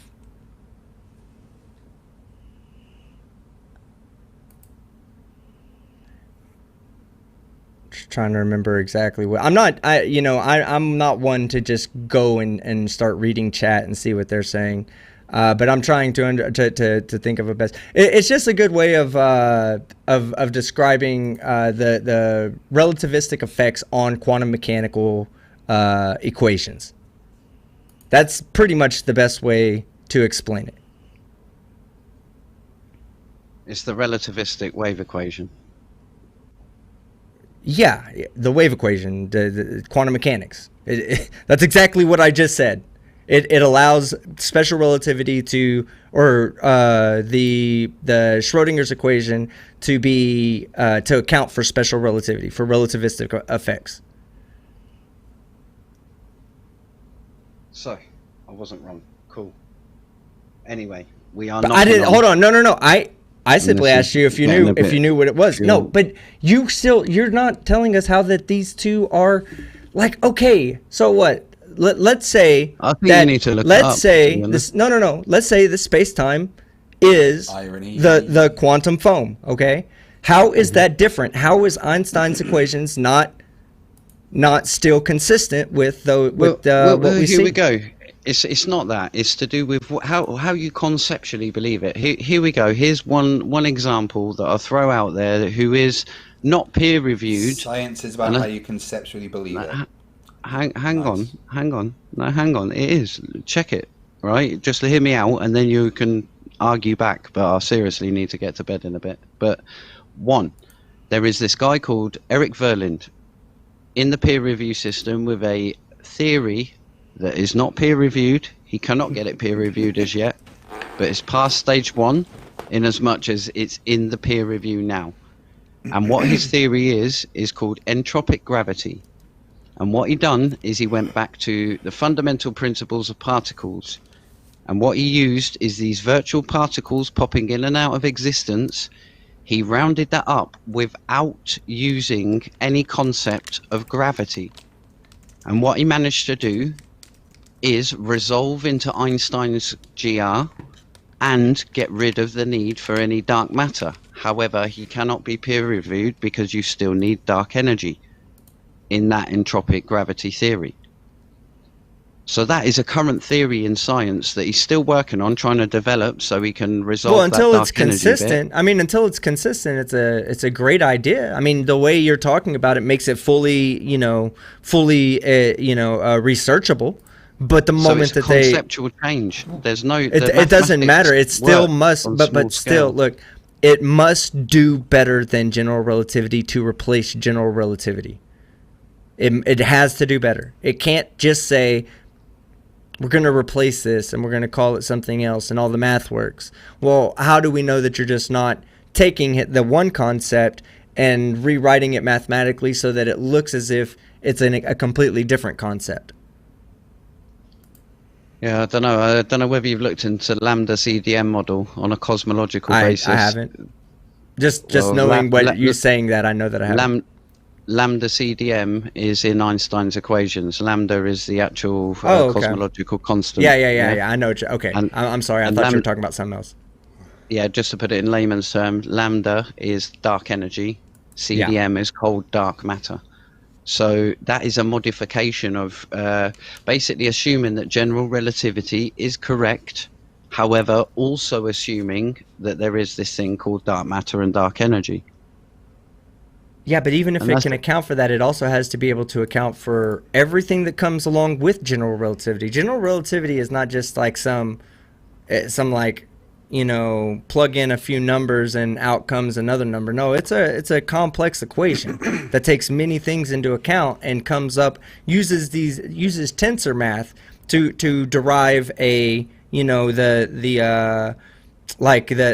how much of a curvature of space-time we're going to have. For instance, so then you can derive Newton's equations, for instance, from general relativity. They both come out to the same answers, right? So we understand that there's a classical way of looking at it, and then there's a more complex way of looking at it. It's one of the reasons why I don't, when people say, oh, well, gravity is not a force, and they try to argue that point, and I'm like, that's just stop trying to argue the point, because you're not ready to get into. Even I'm trying to learn tensor. That's stupid. It's a very stupid point. Argument. Yeah, it's very stupid. Tell all the flat earthers that.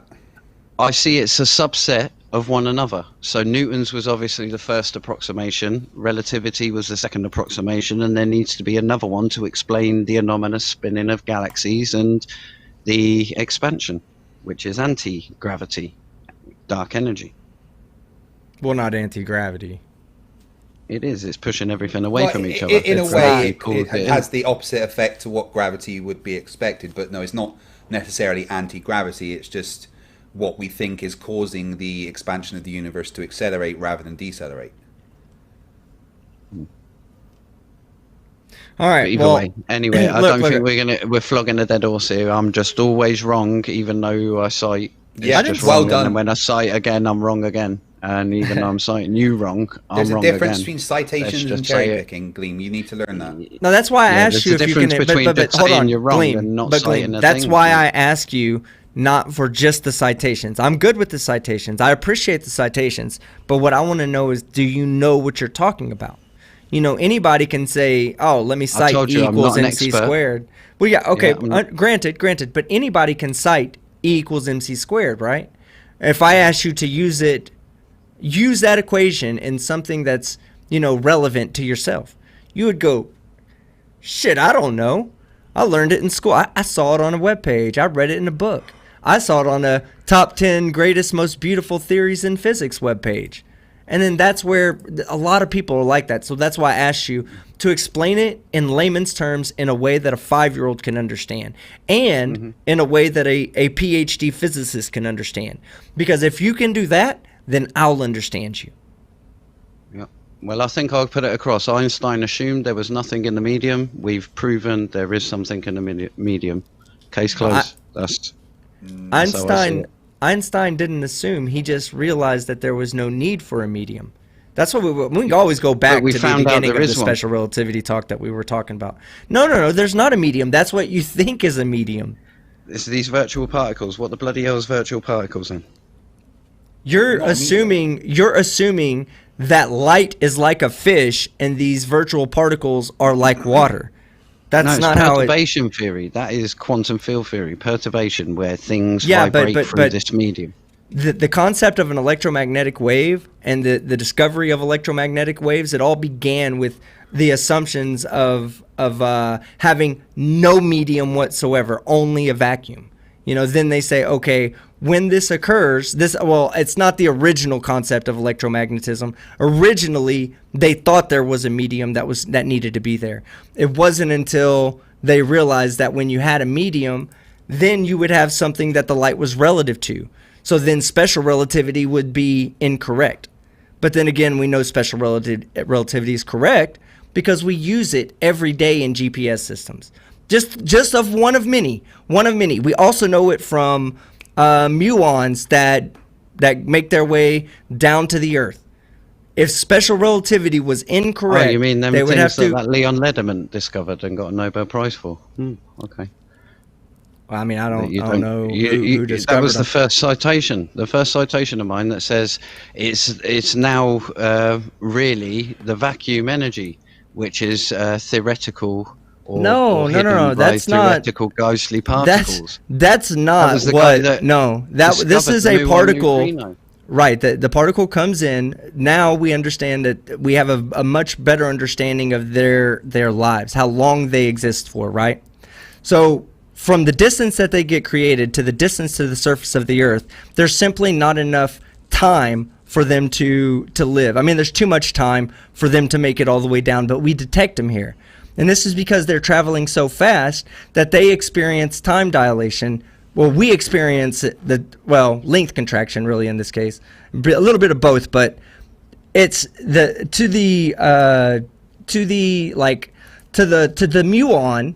The Earth is squished up, and the distance to the Earth is much shorter. So relative to the muon, it does exist for a long time to make it to us. Even though our clocks say, whoa, something's going on, this muon should have already decayed by now. It shouldn't be here. Why is it here? Well, it's here because it's consistent with special relativity.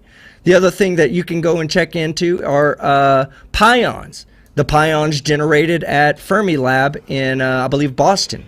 Okay, they have a long tube at which they generate high-level energy particles.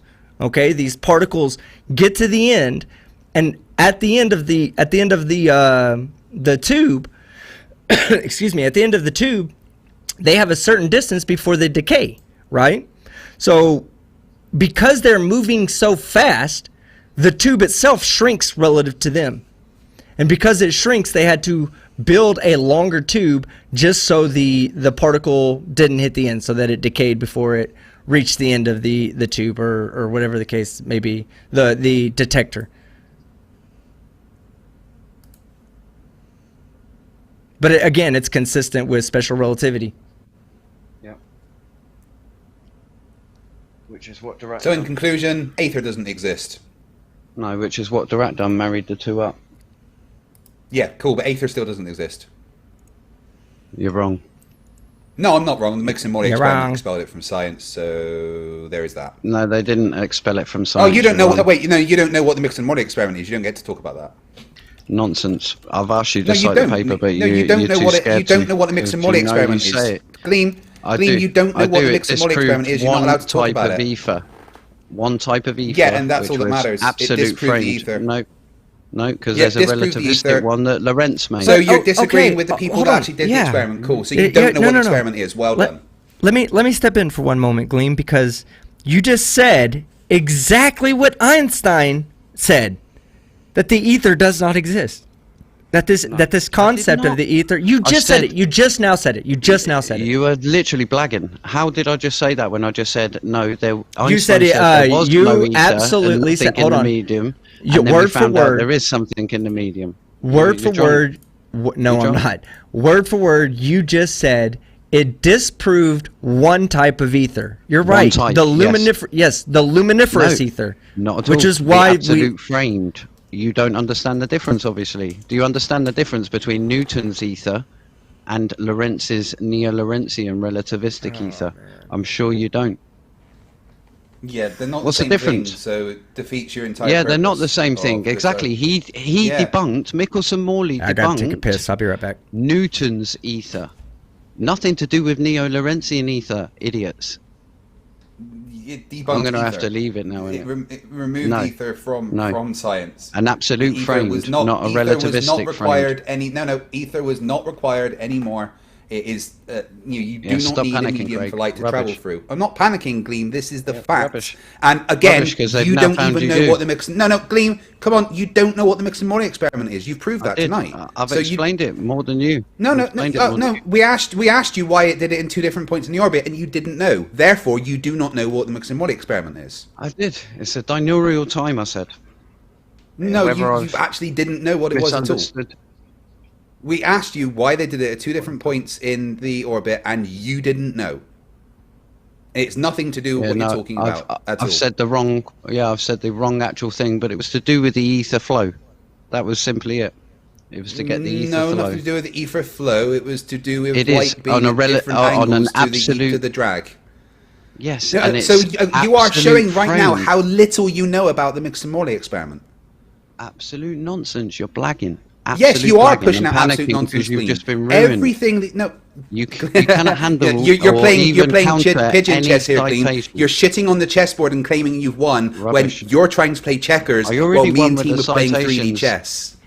You haven't made You've any just gone- citations. You've made cherry You've picks. just There's a gone difference. all around the Come back houses with an and not made actual one citation. mate. Gleem, come back with an actual I have. citation and Hundreds. come We've back gone through understanding loads some of the today. maths. All right, Then I'm you back. might know what you We've gone Gleem. through some today. Gleem, Well- everything you said is wrong. Everything. Let me Look. just make this very clear for you, Gleem. Everything you have said is Yeah. wrong. All right. It's not You Harry do Potter, not though. get no You no no. don't just get Gleem, to say you stuff, do mate. not You get to cite talk it. about things that you do Cite not it. know the things that you're talking about. You haven't made Yeah, any but you won't. citations. You All the just said that. citations, all the things that you have put up, back me up and not you, because you don't understand the context behind them. You've You twisted can that say in your rubbish. mind I'd because- agree with you, Gleem. Gleem, I'd agree with you, but then we'd No, both you be wouldn't. idiotic and wrong. No, nonsense. Because All right. you Yeah, no, are saying everything you said is nonsense. Michelson-Morley Yes. has Gleem, deleted it. Gleem, and it everything you hasn't. said is wrong. Gleem, everything you said is wrong. Just admit it. You All right, don't know what the just- Michelson-Morley guys- experiment is, therefore you don't get to talk about this. Absolute All right, hey, panic state, mate. Push listen, the listen, panic guys, button, bro. listen. Gleem, we are at the point where I'm going to call this an evening for tonight. I want to say thank you for coming on. At least we did have a civil conversation. I'd prefer you be a little bit more aggressive next time. Maybe start screaming and shouting I'll at try me and drinking fight. more. I've got a bottle of Jack here. I should have been drinking that, but Well, how Too about busy this? Next time we get together, you put some Jack in your system, and I'll go ahead and get some whiskey in mine, and I'll get some Jameson in mine. We'll continue this conversation. But I do want to say before we go any further, thank you very much for coming on and being an active participant in tonight's debate or discussion, really. cool. I just want to say, either way, thank you very much for having me. But ether is you later. science, not satire. No, it's not. Nothing about ether is science. I don't think it's either. I think it's not science, nor is it actually satire. It's just a misunderstanding of. It's trying to make sense of something that we physically see. Like, for instance, we see waves moving through water. We know sound needs a medium to travel through air. We understand pressure waves. So then we take that science and that understanding and we try to apply it to something else that we see as a wave. Whether you want to believe light is a particle, wave, or both, or can have the argument that topic of conversation, we see light as a wave under certain properties of it are wave-like. So we immediately make the assumption, what is that medium in which that wave is propagating? Unfortunately, and this is what special relativity and pretty much every, experiment moving forward, either there is no medium or it doesn't exist the way we believe it exists or the way the old science believed it to exist. Now, I'll just say that's my opinion. And I know you're about to leave, so Gleem, I'm going to turn it over to you to say at least your last words before you step out of here, and then I'm going to get to super chats. I'm just going to grab a drink back in a sec. Yeah, go ahead. On you, Gleem. Yeah, it was just either way. I got one citation the whole of tonight, and that was your one. Thank you for that. I did actually have already all those measurements which measured ether, But either way, it's in my point of view, it's a conceptual difference. You can invoke space-time with no medium, and I can invoke Lorentz ether theory or neo-Lorentzian relativity, and they will both mathematically come out to the same thing. Now, when you're talking Einstein deleted the medium, as Leon Lederberg says, as Paul Dirac says, as John Bell says, ether is still a valid hypothesis and a valid theory in science, and no one has deleted it. No one has removed it. You're being lied to, put it that way. Look into it, put it that way. Look into it a bit further than YouTubers. Because I did. Salute. I do want to say that that I was more prepared to speak about flat Earth tonight. I thought we were actually going to have that conversation, not the conversation we did have.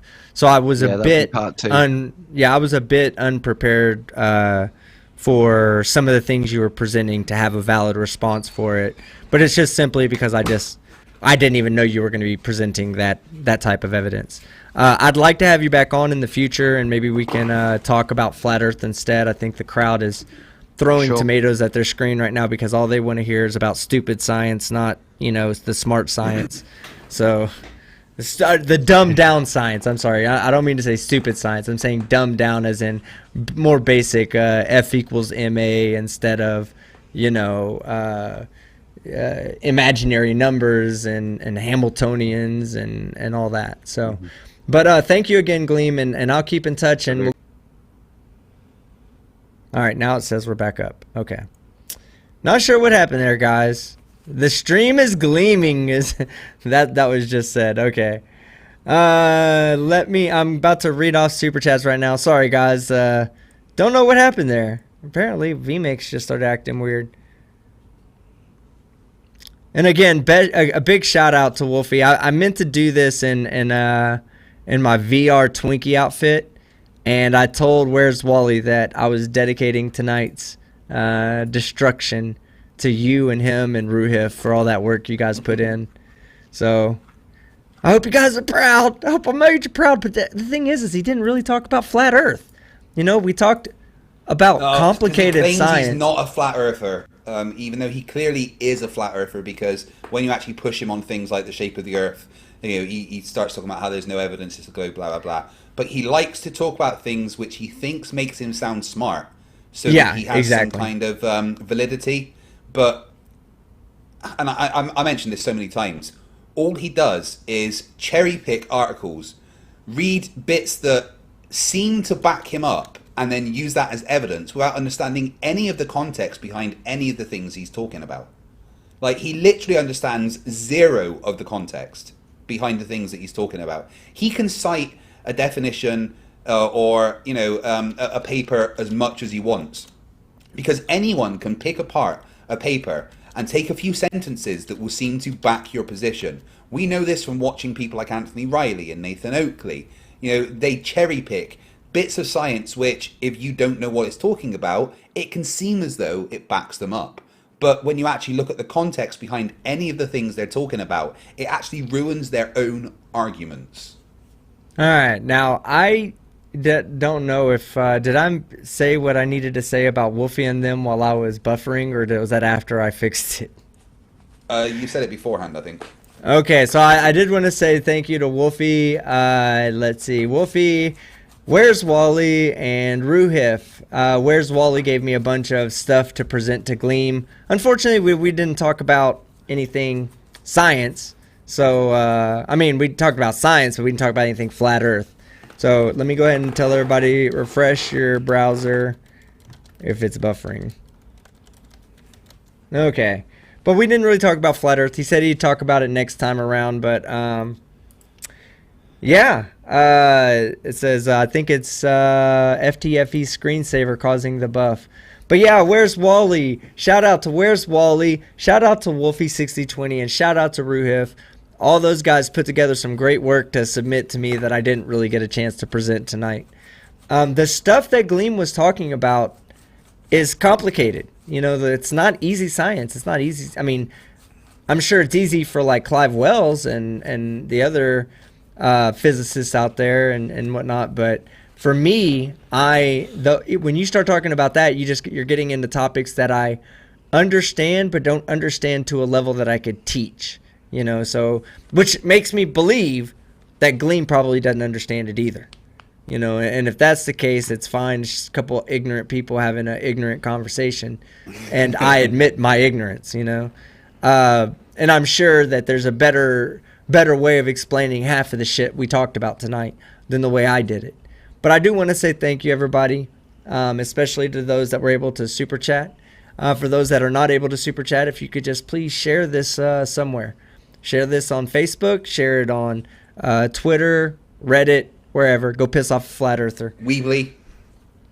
I guess this wouldn't even piss off a flat earther. Go piss off an anti-Einsteiner. Yeah. All right, so let me read these super chats. Irish Demon for $2.99. What up, brother muckers? Effie is dead. Birds are robotic, or what? Birds aren't real, or what? What is? How's it go? What is birds aren't real? Birds aren't rocket powered, motherfucker. Rocket powered. Fuck. Birds aren't rocket powered, mate.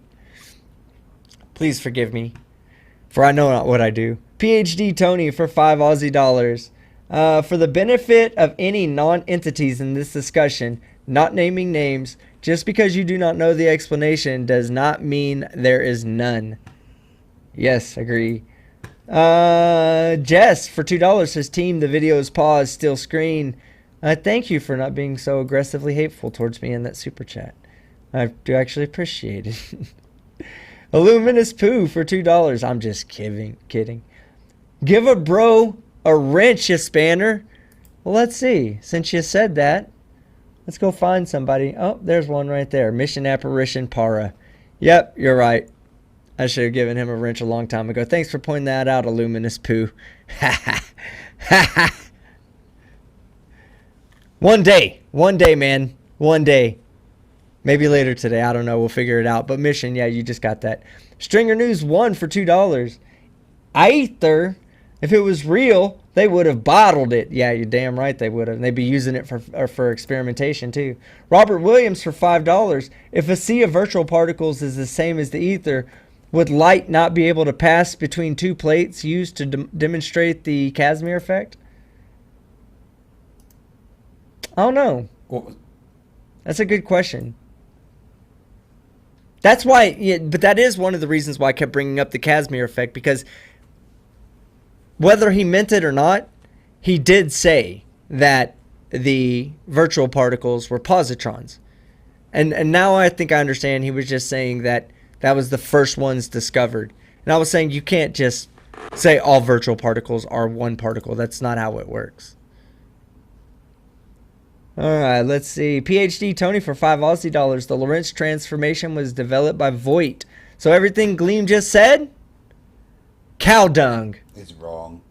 Cow dung is the words. You're wrong. But yeah, thank you, Tony, for coming on tonight and participating in the stream as well. We appreciate that. Rodent no last name for $2. So the other planets flat or are the other planets flat or just Earth? I don't know. You'd have to ask the flat Marsers that, because all of us Earthlings, we've all been stuck here. We haven't been to Mars yet to observe its complete flatness.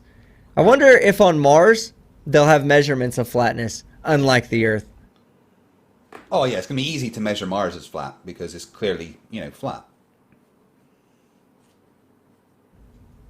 And just because it's relevant, right now, Illuminous Poo for $2. Well played, team.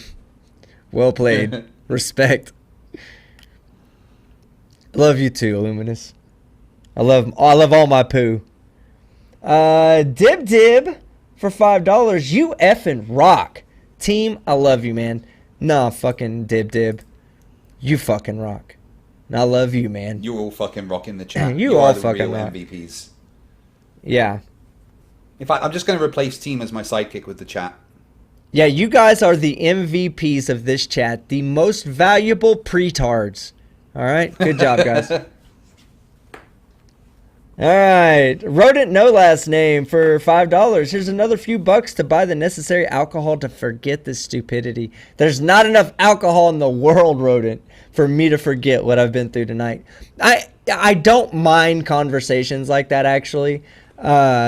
Anything that's even if it's a conversation about bad science, I still don't mind talking about it. It definitely makes me kind of pay attention more than the flat earth does. Flat earth is demonstrably false. No question about it. Anybody that says it's not is a fucking idiot. Okay? Bottom line. But this other stuff that he's talking about, believe it or not, while we can sit up here from our positions of being behind the keyboard and say, nah, you're wrong, there are legitimate scientists who are pursuing these avenues.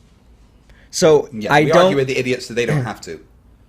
Well, I mean, to be seriously, there's actual people out there that are actual scientists, PhD scientists, who are still pursuing ether theory because it's worthy of pursuing.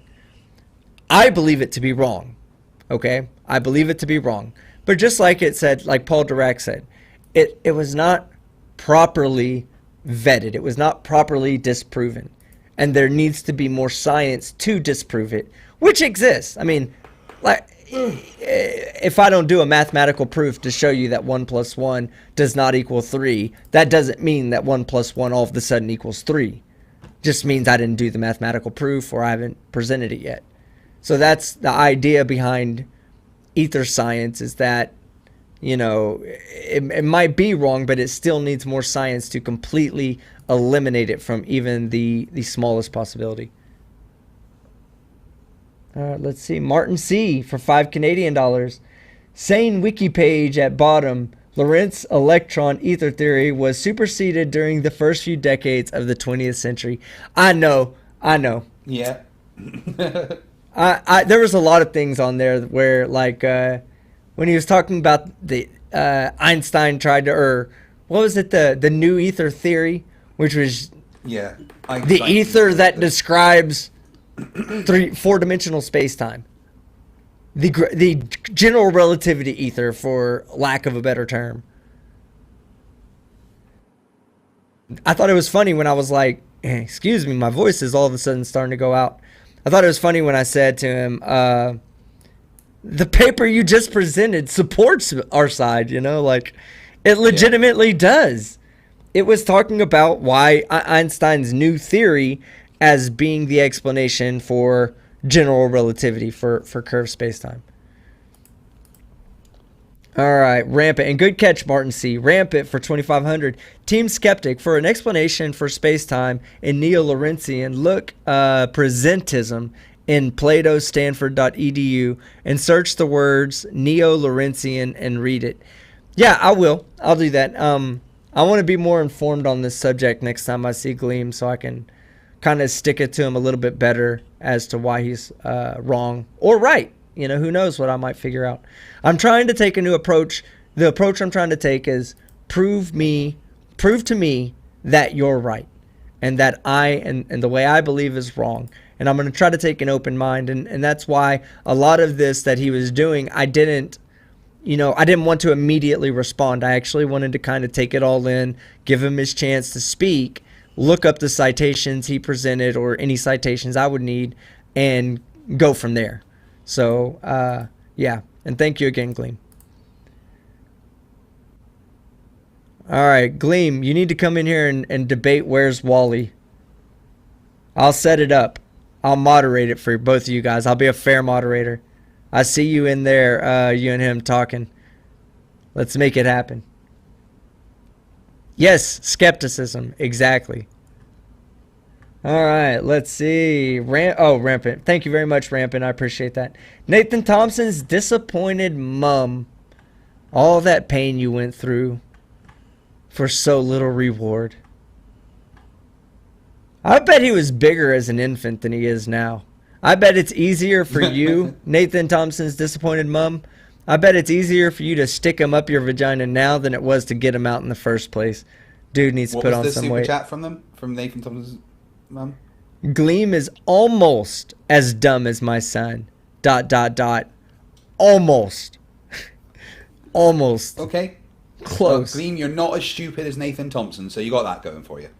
Yes. I wouldn't go playing the lottery or anything like that. But But yeah, you're not as dumb as Nathan Thompson, that's for sure. Jess for $2. Go ahead and teabag this corpse now, Tony. Yeah, teabag the shit. All right, everybody saw that super chat from John Rapp. Be sure to give him the proper John Rapp treatment. If you're new here, pick it up and follow along. Go ahead, guys. Y'all have my permission. Love you, John Rapp. Let's see. And the George said for $5, totally not paying money to have Team Shield my Nathan Oakley video. What? Go check it out. I need to go check that out. I would never, ever pay money to have him tell you to go watch it. That's beneath me. You're absolutely fucking right, George. You're absolutely right. That's beneath you to pay me to say, go watch his fucking video right fucking now. Well, after this debate, of course, but right fucking now. Digital Demonic Davros for $5 Aussie. Currently learning about quantum loop gravity and quantum field gravitation effects on neutrinos. I am utterly stunned. Gleem has no grasp at all. Yeah, there was a little bit of misunderstanding of science there. Jess for $2. Fatality. Yes, definitely. Renee, and thank you so much. I don't know if you're talking about me dying or fight dying or PhD Tony fatality. Renee, maybe that's what you're talking about. Maybe PhD Tony dropped the fatality on Gleem. Renee enemy. Renee and me. For $5. Fact. Gleem refers to himself as Earth shape agnostic. What the actual fuck? Yeah, what the actual fuck? That's a really, really long way of saying that you're an idiot, Gleem. Yeah. Like, just save some time and breath. Johnny Marr for £5. Imagine the ignorance of telling Tony that he doesn't know what he's talking about. Yeah. The PhD was just something funny we came up with. It really doesn't stand for anything. It's mostly cartoon designations.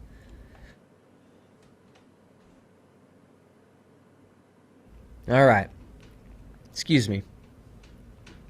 Olim for €5. I once asked Gleem what the shape of Earth was. He said big. Why are we even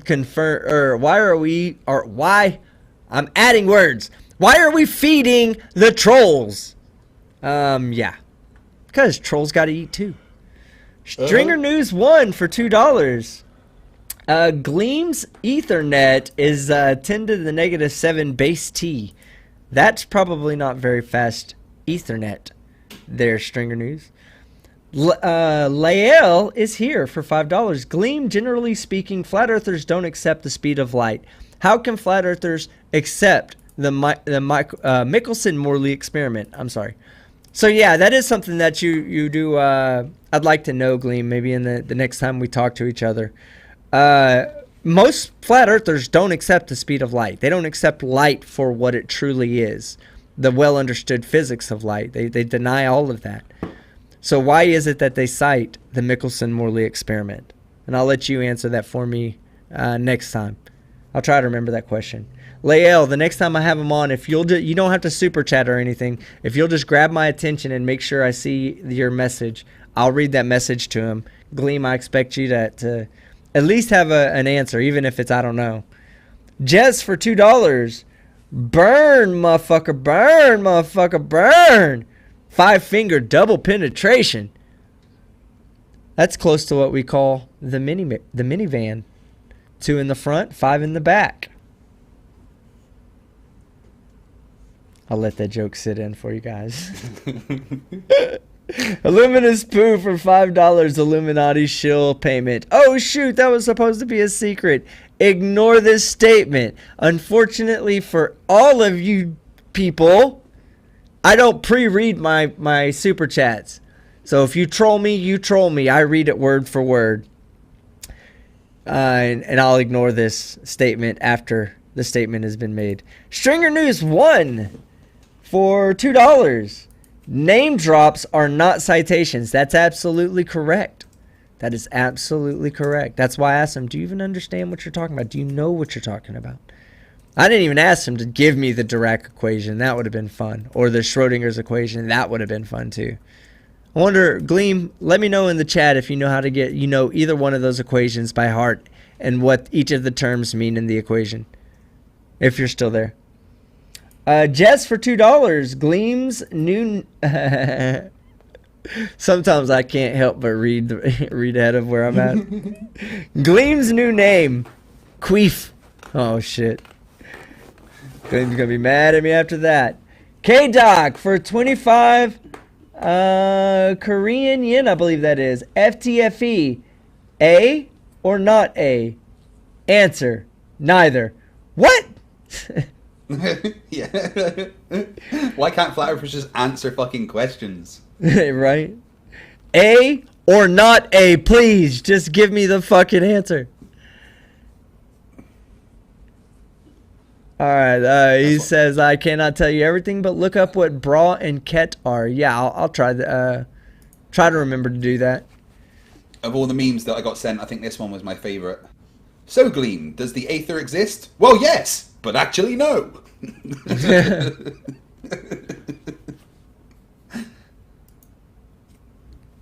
Einstein disproved the ether. Well, no, he didn't disprove the ether. He disproved one of the ethers. What? Yeah, just one of the ethers. What?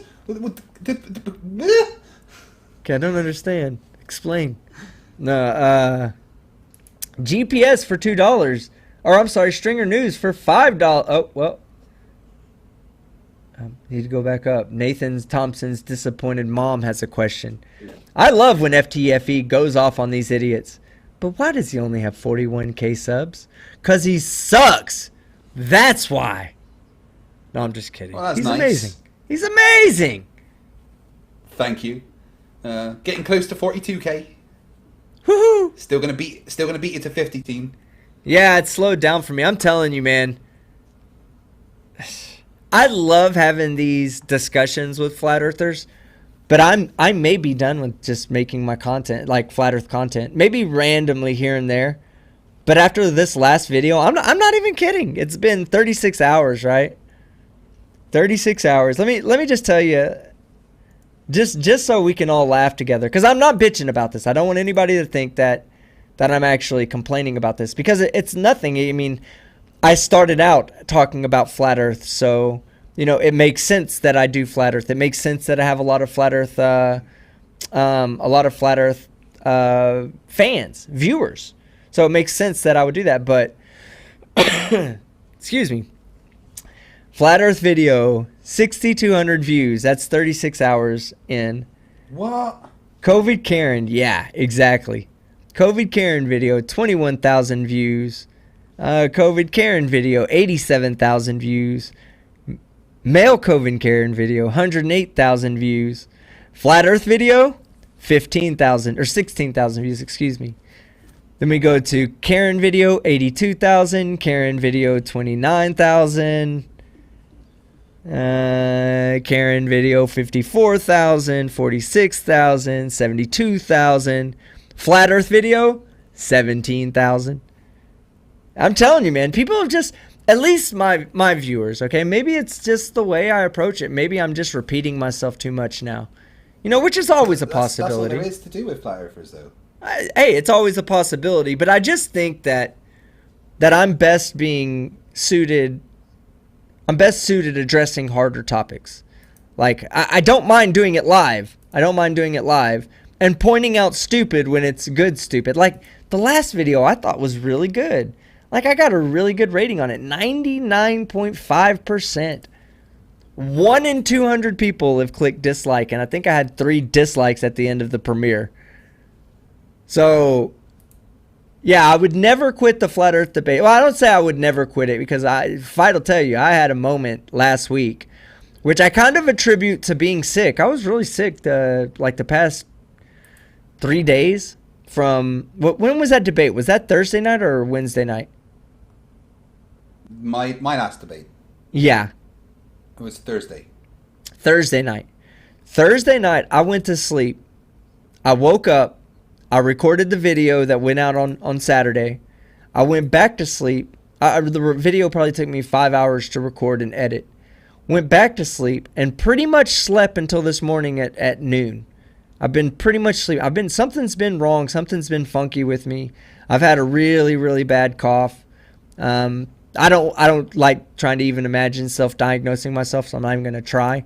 But I can definitely tell that I've had some funk there. Maybe allergies. Maybe it's just allergies or whatnot. But something's there, and it really affected me for the past couple of days. So that's one of the reasons why I wanted to do a game show on Friday night, and then I wanted to push that to Saturday night so I could get to feeling better. And I couldn't even do that with the people I wanted to because of my condition. But at the end of Thursday night, I just like you guys have to understand something. When I do these debates, I put a lot of effort into it. A lot of emotion goes into how I feel. I believe in what I'm saying. And I'm willing to argue those points with anybody because I believe it to be true.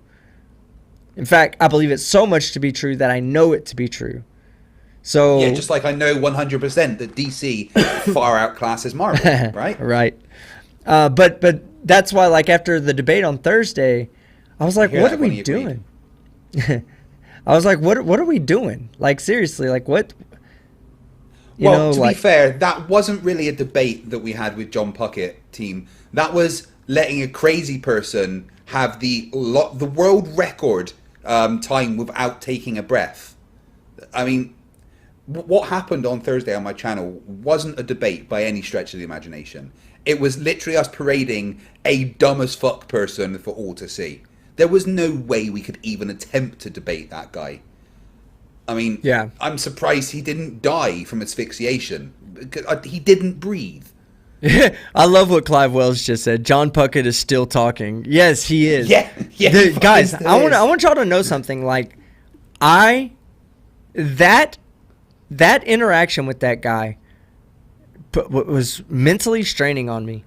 And I'm not going to say it's never been that way because I've had these moments where I really lose my temper and it becomes a mentally taxing thing. That debate, that conversation, having my ears were ringing. They were legitimately fucking ringing. And yeah. I started breaking out in this hot sweat, a cold sweat. I started feeling like I was running a temperature. That's when I started first feeling bad, was in the middle of that debate. And god damn it, man, I considered not doing any more flat earth debates, guys. I mean, I really did. But I came to my senses. It's the debates are fun, okay? We're supposed to have fun doing it. I have fun doing this. You guys obviously have fun watching me do it, watching Fight do it. So why would I take that away from what defines me as an entertainer on this channel? So I kind of just came up with other ideas to mentally stimulate myself better. And that's where some of these game shows are going to come into play, and some of these other types of discussions are going to come into play.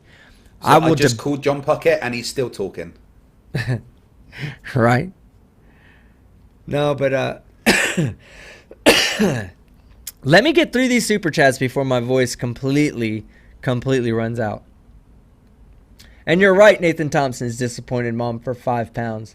I love when FTFE goes off on these idiots too. Stringer News 1 for $5, 110 minutes later. So, any thoughts on the shape of the earth? No? Well, thanks for the colossal waste of time there. Yeah, and I tried to bring it back to the shape of the earth because that's what I was prepared to talk about tonight. Like I said, Where's Wally and Wolfie both had some great information that I was prepared to share tonight for the flat earth portion of the discussion. I honestly did not realize he was going to come in here and argue with the tenets of relativity, of both special and general relativity. GPS Gleem for $2. Gleem, debate me on here sometime in the future. MOV. Yeah, let's do it. Anybody that wants to debate Gleem, let me know. I'll set it up. Me and Fight will do our best to remain out of it, and I'll let you have your shot at Gleem. All right, as long as Gleem's okay with it too. Robert Gassman for $5. Instead of his name being Gleem, it should be Dull. Very valid observation there.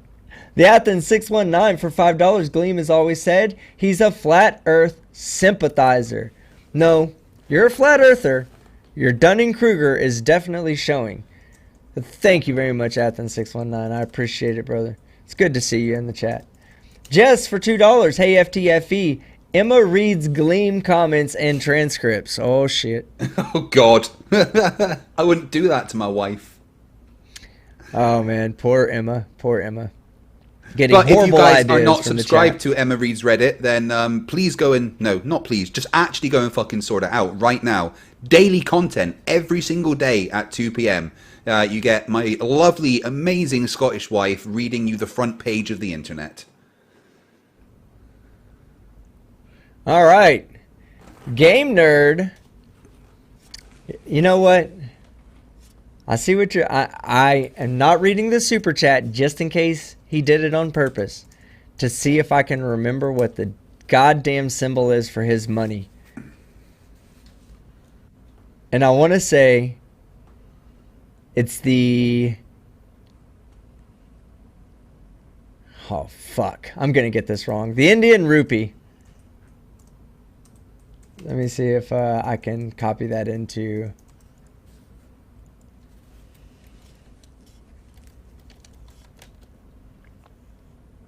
Oh, yes, I'm right! I'm right! Okay, I'm sorry. Go ahead, Fight. I was going to say thank you for everyone posting the Emma Reads Reddit link. Go and subscribe to my wife now, or I will come round your house and not leave. Game Nerd, if you didn't know before tonight that you're special in my life, now you know. Because I remember that goddamn fucking... I remember that monetary... unit of currency now. Whew! That scared me. It seems Gleem has learned a new word, virtual particle, and that was for 200 Indian rupees. Almost said ruples. That's what I used to say was ruples, remember? I used to be like, oh yeah, they're fucking ruples. Wolfie 6020 for 50 Aussie dollars. Aussie, Aussie, Aussie! Oi, oi, oi! Whoo! Oh, I wish I would have saw this earlier, Wolfie. Tonight was dedicated to you, brother. Please ask Gleem if he understands how to use quotation marks correctly and why he keeps twisting and misquoting what I say to him. It's Flat Earther 101. Oh, where's Wally? That took a while. Yes, it did. I'm sorry, Wally. It was not intentional. I just get through the stupid first and then get to the super chats. I apologize. But yeah, shout out to Wolfie, shout out to Where's Wally, and shout out to Ruhif one more time. Stranger News one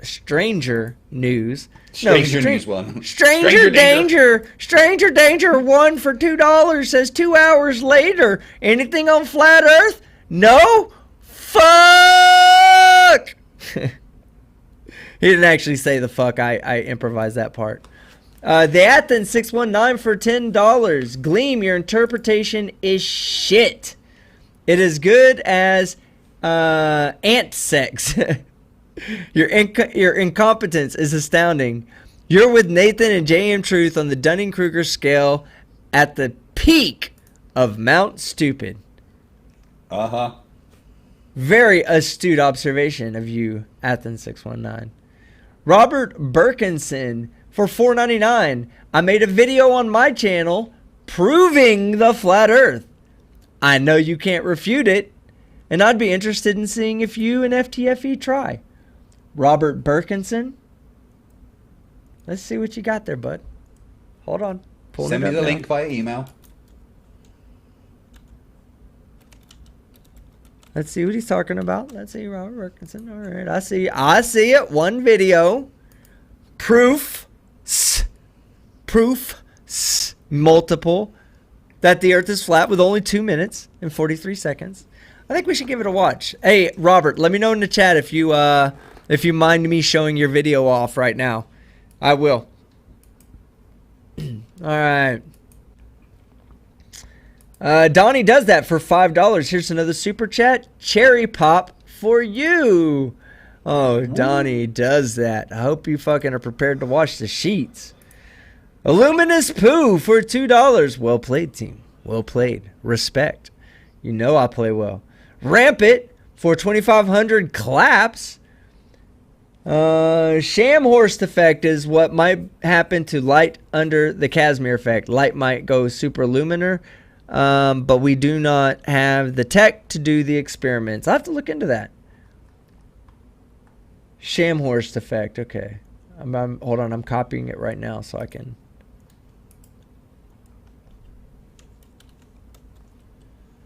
So I can look into it later. I don't see the guy in the chat, but I think he'd be happy with us putting up the video. He did challenge us to debunk it. Yeah, I'll put it. I'll play it at the end. I'll give him a chance to say that he's okay with it. Have you checked to see if he's even in the chat? Robert Birkinson. Oh, people are tagging him, so. Yeah, Robert Birkinson. Just as a matter of respect, since Nathan, he's super chatty. What is it, Nathan? Just. Hey guys, you want to hear a funny story while we're all chatting, dude? I'm dating a first grader. All right, cool. You don't need to tell us that. All right. Fuck's sake. Sorry, Nathan butts in all the time. That's very different. Never mind. What?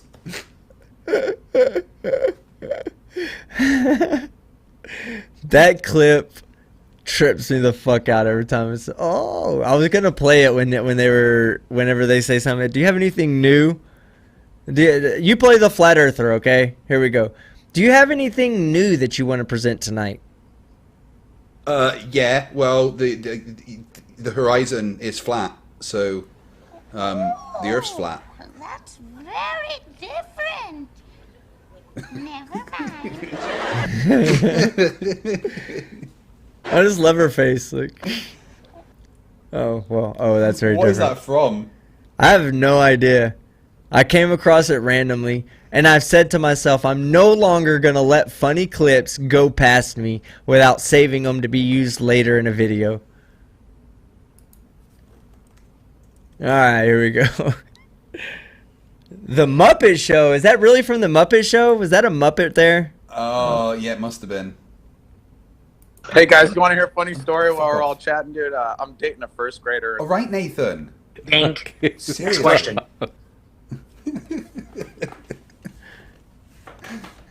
I heard that he's got a PhD. Team, is that right? I'm a PhD in bullshit. Oh, brilliant. All right. We're almost done, guys. Illuminous Poo for $2. Science doesn't change, it corrects. Yeah, you're absolutely right. It corrects it. It builds upon previous understandings and does its best to remain consistent with empirical observations.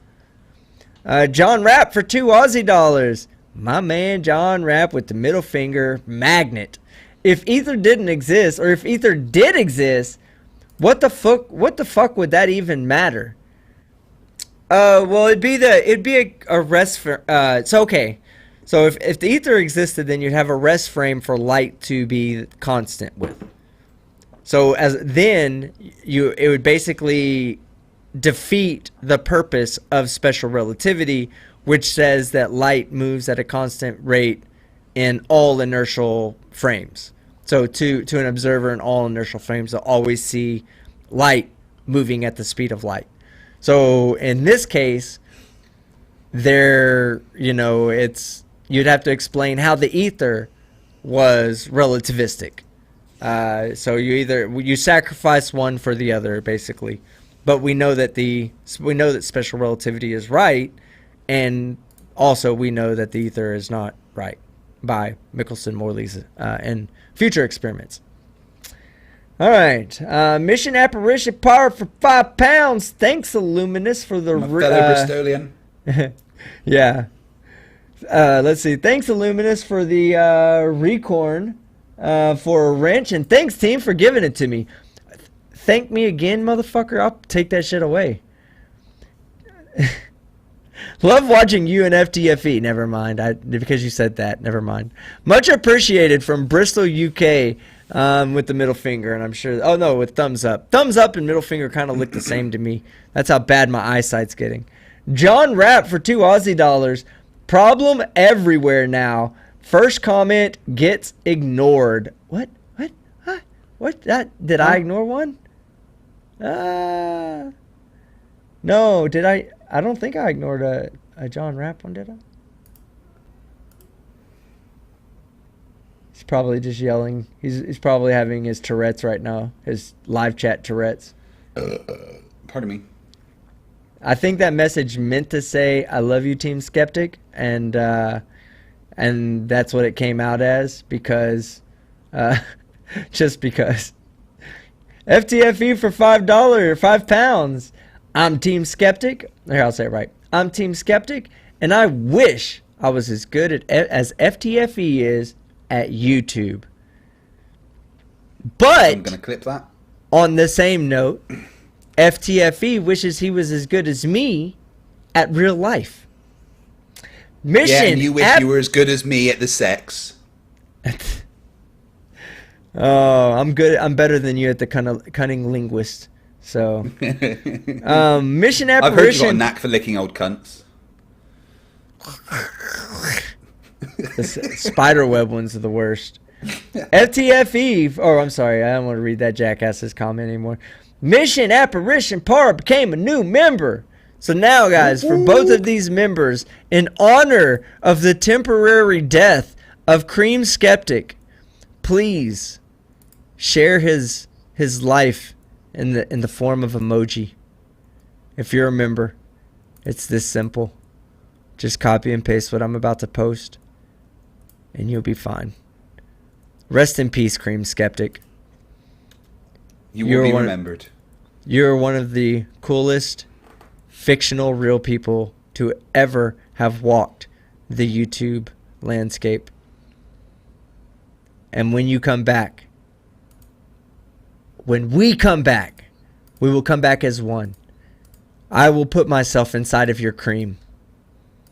I will allow your arms to be controlled by my arms. Dutch rudder style. I miss you, bud. You need to get laid, dude. Alright. Digital Demonic Davros for $5 Aussie. Just address all dummies. The topic doesn't matter, dumb. I dumb. SOV, Karen. Or I dumb, yeah. Sov sit, Karen. Creation, etc. Yeah, that's the way it's going to be. I have a new video that's probably going to be coming out of a First Amendment auditor. So I know you guys all like to laugh at those guys and shit on them. So most likely, I've got to watch the video and do my own research to make sure that I'm in the right. But most likely, y'all are going to get to see me make fun of that same dipshit that I made fun of before. The one that was acting like a badass until the cops came outside and the motherfucker ran off like a little girl. Digital. Oh, yeah, I already read that one. A luminous poo for $2. Gleem needs a tall glass of Q water. Q water. It's what's good for your health. Q Water Light, extra asparagus flavor. Oh, that's so gross. The plot hole for $2. Here's my shilling payment. Much love to you all. Thank you very much, Johnny, at the plot hole. He's getting so close to 1,000 subscribers, guys. He really is. I know most of you have probably already subscribed, but if you have, don't do anything. Ignore my next statement. I was going to say subscribe twice, but that's kind of counterproductive in YouTube's terms. Because then you fucking end up unsubscribing. But if you haven't subscribed, go over there to the plot hole and give him a subscribe. He's a fucking amazing dude. Digital Demonic Davros for $2 Aussie. What's that fight? Got locked down? Come at me, bruh. Ooh, Digital Demonic Davros isn't fucking playing with you, bro. Bruh. And then we also have Diane Smith. Again, Diane Smith.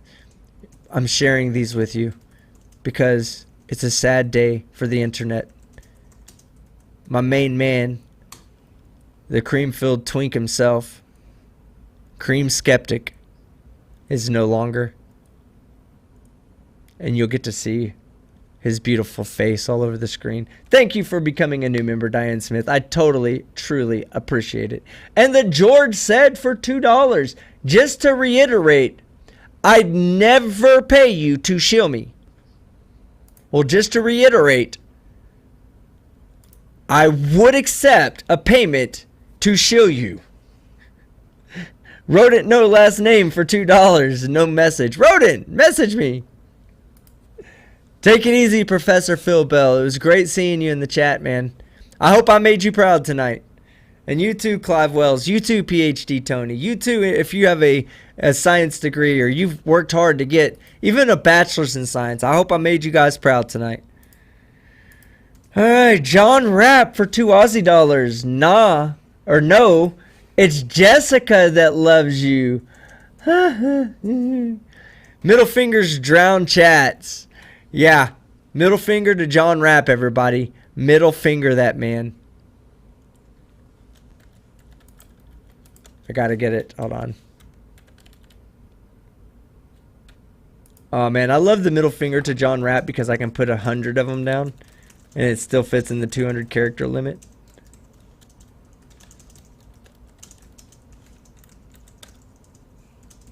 Beautifully perfect. Look at that. There you go, John Rapp. All for you, baby. Jackalope Herdmaster for $2. Hey, team. Whistle me a lullaby to go to sleep to. Yeah, fuck you. All right, I'll whistle you to sleep tonight before we get out of here. And the final super chat. My voice is cracking, guys. Rampant for 1,500 claps. Team Skeptic could sell sand and Q water in the desert. Yeah, absolutely. Because when you mix Q water with sand, you get a protein. I don't want to call it a meat, but you get a protein that tastes very much like prime rib steak from your local Brazilian steakhouse. Now trust me when I say this. Purify your own pea water. Q water, not pea water. It's not pea. Guys, we already said we're not calling it pea water because of the stigma. So filter your own Q water, mix it with some watermelon, and let me know how your breath smells tomorrow. Stringer News 1 for $2.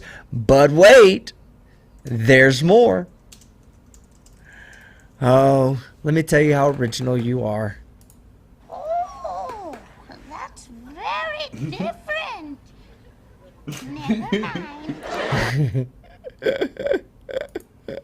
Oh, I can't wait to abuse that clip. Yeah. All right, guys. All right. On the serious note, thank you, everyone. I really do truly appreciate everybody's support.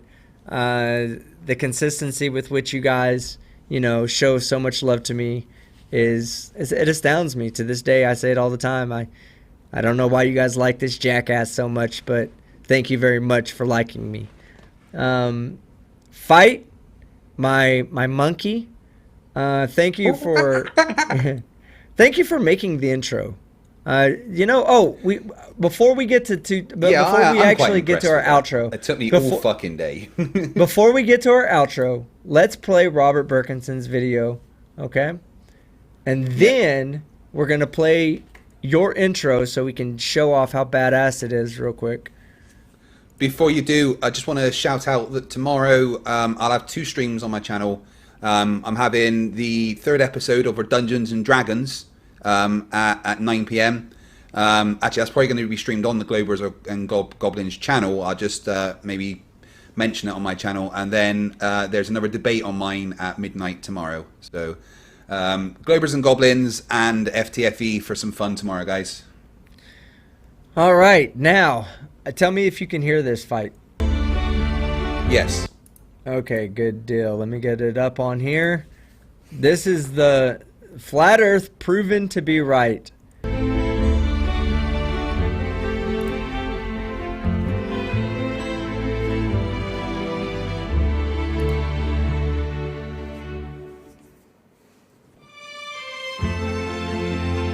I'm mean, it says NASA lies, I'm convinced.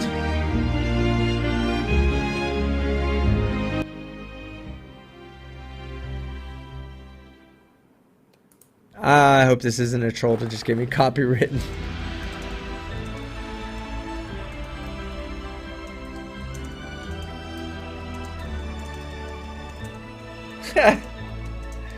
I like that monkey's attitude.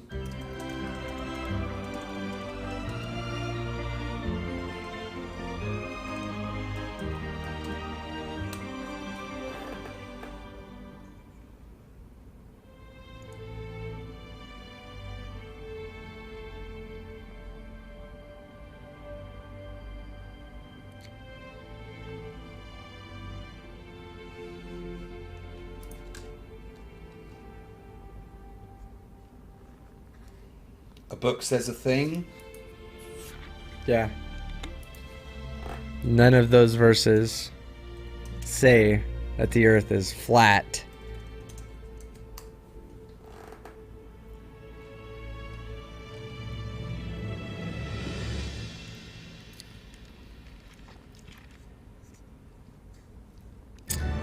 Yeah, you're right. It is a scientific theory.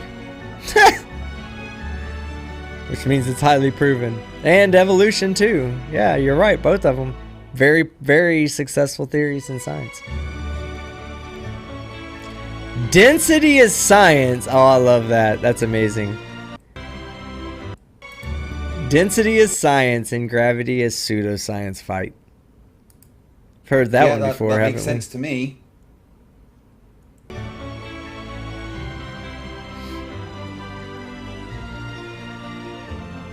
No.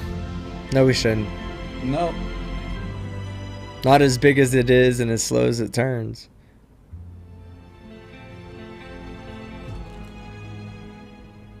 And they're not proof of it as being a flat earth either. How does water stick to a spinning ball? Well, it does. No, you can't. God, these are easy. Water always seeks its level and birds shouldn't be able to fly!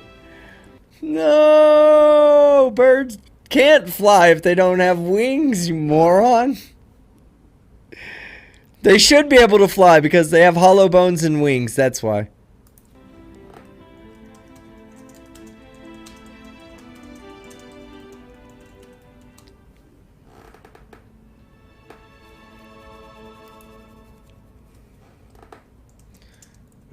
Alright, well, that was a great show, but... Ah! Oh, that's very different. Never mind. Yeah, that's just gonna happen. Yeah. That's gonna happen a lot moving forward. Sorry, guys. Every time they say something over and over and over again, I'm just gonna play that clip. All right. Oh, and then I do want to say, because I had a few donations come in between streams, I want to go ahead and read those out real quick before we get out of here. JD Gober has donated $20. Thank you so much. Thanks, Team Skeptic. Great video. Yes, that's right. Several people had tried to super chat me during my premiere. And because Lad Bible auto-claimed it, they weren't allowed to super chat me. So thank you, JD Gober. I appreciate it. I'm not going to say this person's name because it's a person's first name and I don't want them to know. Or I don't want to dox them if they weren't meaning to. But for $5 says, just showing my support. Thank you so much. And honestly, Streamlabs is like the best way. The link I leave in the bottom is the best way to show support because it doesn't do YouTube's 30% tax. Yes, YouTube takes 30% of every dollar that you donate to me or Fight. So stuff like Streamlabs, which is PayPal based, doesn't take a percentage, or it takes a much smaller percentage if they do. So thank you very much for reaching out and showing the support you did through the donation link. I do appreciate it. And then Dan Zeke for $3 says, more dumpster fires. Yes, more dumpster fires. I agree. And Jackalope Herdmaster, oh shit, has super chatted $2. Quick, get in as many $2 super chats as you can. No, Jackalope Herdmaster, quick, don't. Jackalope Herdmaster super chatted $2. No one else wants the $2 super chat? Cheap arses. No, they're not. They're amazing people, and they all fucking, they show me so much love. So, yeah, I do want to. And then, oh, Jackalope. Wow. Wow, Jackalope. You're being fucking called the fuck out, dude. Let me get to it. I need to get to my page so I can read the message right. Stringer motherfucking News 1. Go big or go home, Jackalope. Boom. Jackalope Herdmaster for $2, and I'm going to make this one the last one. Damn it, at Stringer News 1. I cannot bet that.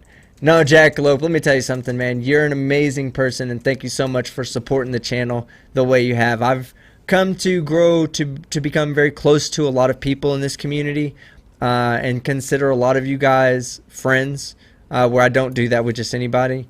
Jackalope, you are one of those people. Stringer News, you are one of those people. Not just because y'all donate, but because I've had an opportunity to sit in chats with you and get to know both of you guys. So I do want to say thank you very much for both of you guys supporting my channel the way you have. Same with Matt, same with Clive Wells, Matt Forbes, I'm sorry, who got into it politically with people in the chat the other day. I thought that was beautiful, Matt, that you guys were able to hold the conversation you held and then brought it back to a sane, you know, hey, we're all family around here, big brothers fight, you know. And thank you again, everybody. Alien X Gaming, thank you so much. Mission Apparition, Para, thank you for becoming a new member. Big Daddy Sheep, New Zealand. I gotta go to fucking sleep, guys. I'm running out of my voice and out of energy. Thank you again, guys, so much for everything. Y'all have a great night. Fight. Do you have anything else you want to add before we get the fuck out of here? Flat Earthers are all dumb as fuck. That's all I need. Oh, and you just got another super chat from Stringer News 1 there, or have I just noticed that? No, I think you're not. Go big or go home from Jackalope. It's just appeared. Yeah. Oh, you're not paying attention, are you? Oh, okay. Okay. All right. You know what that means, right? You know what you have? I'm a PhD in bullshit. Yeah, exactly. That's what you have. All right, I'm ready to play the new intro. Oh yeah, play the new intro. Let's get the fuck out of here. That's how we're gonna end it tonight. With this new intro, when it gets done playing, I'm gonna to close it out at that. Thank you again, everybody, for hanging out with us. Thank you, Gleem, for coming on. I might not agree with you fundamentally, but I do appreciate you coming on and expressing your opinions in a civilized manner. Thank you very much. Fight, over to you. Am I full screen? Yep. Here we go. Good night, guys. Take it easy. See you tomorrow.